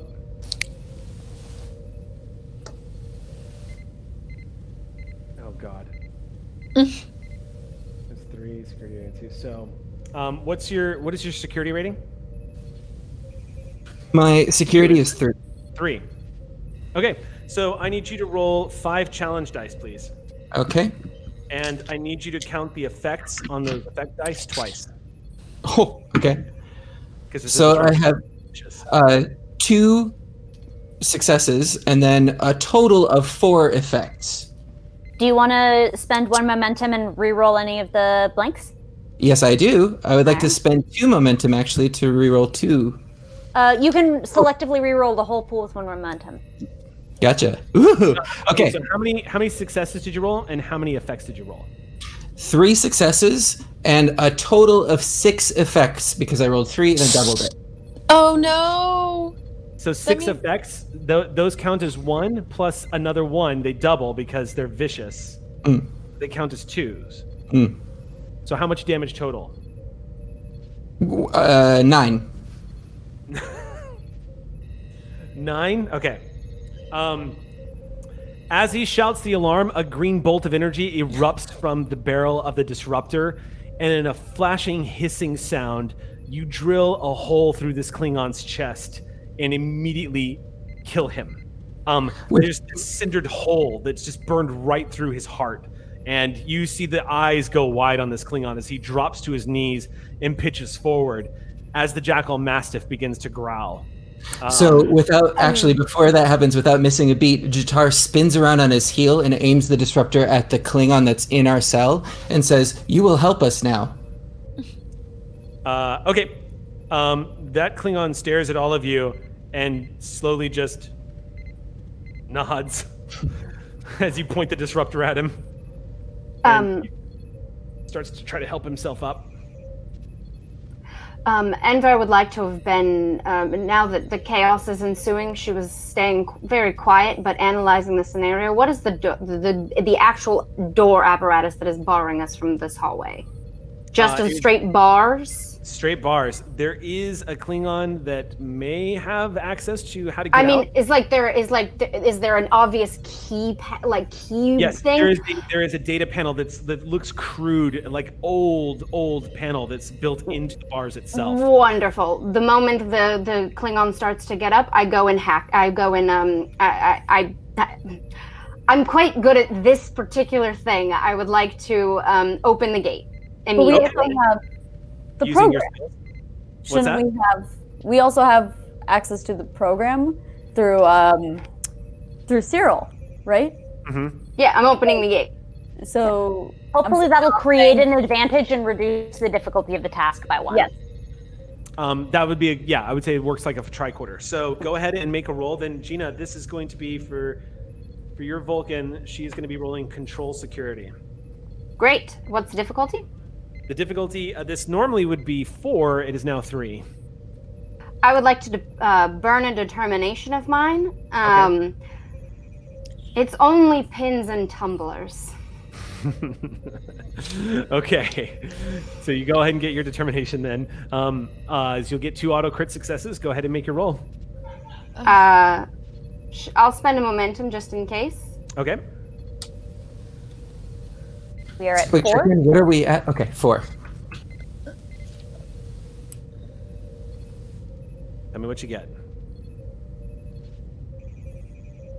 3 successes. Okay, 3 successes is enough to do. That's on top of your crit success. So you actually bank a momentum, yeah? Because it was Yep. difficult. Okay. Yes. So you watch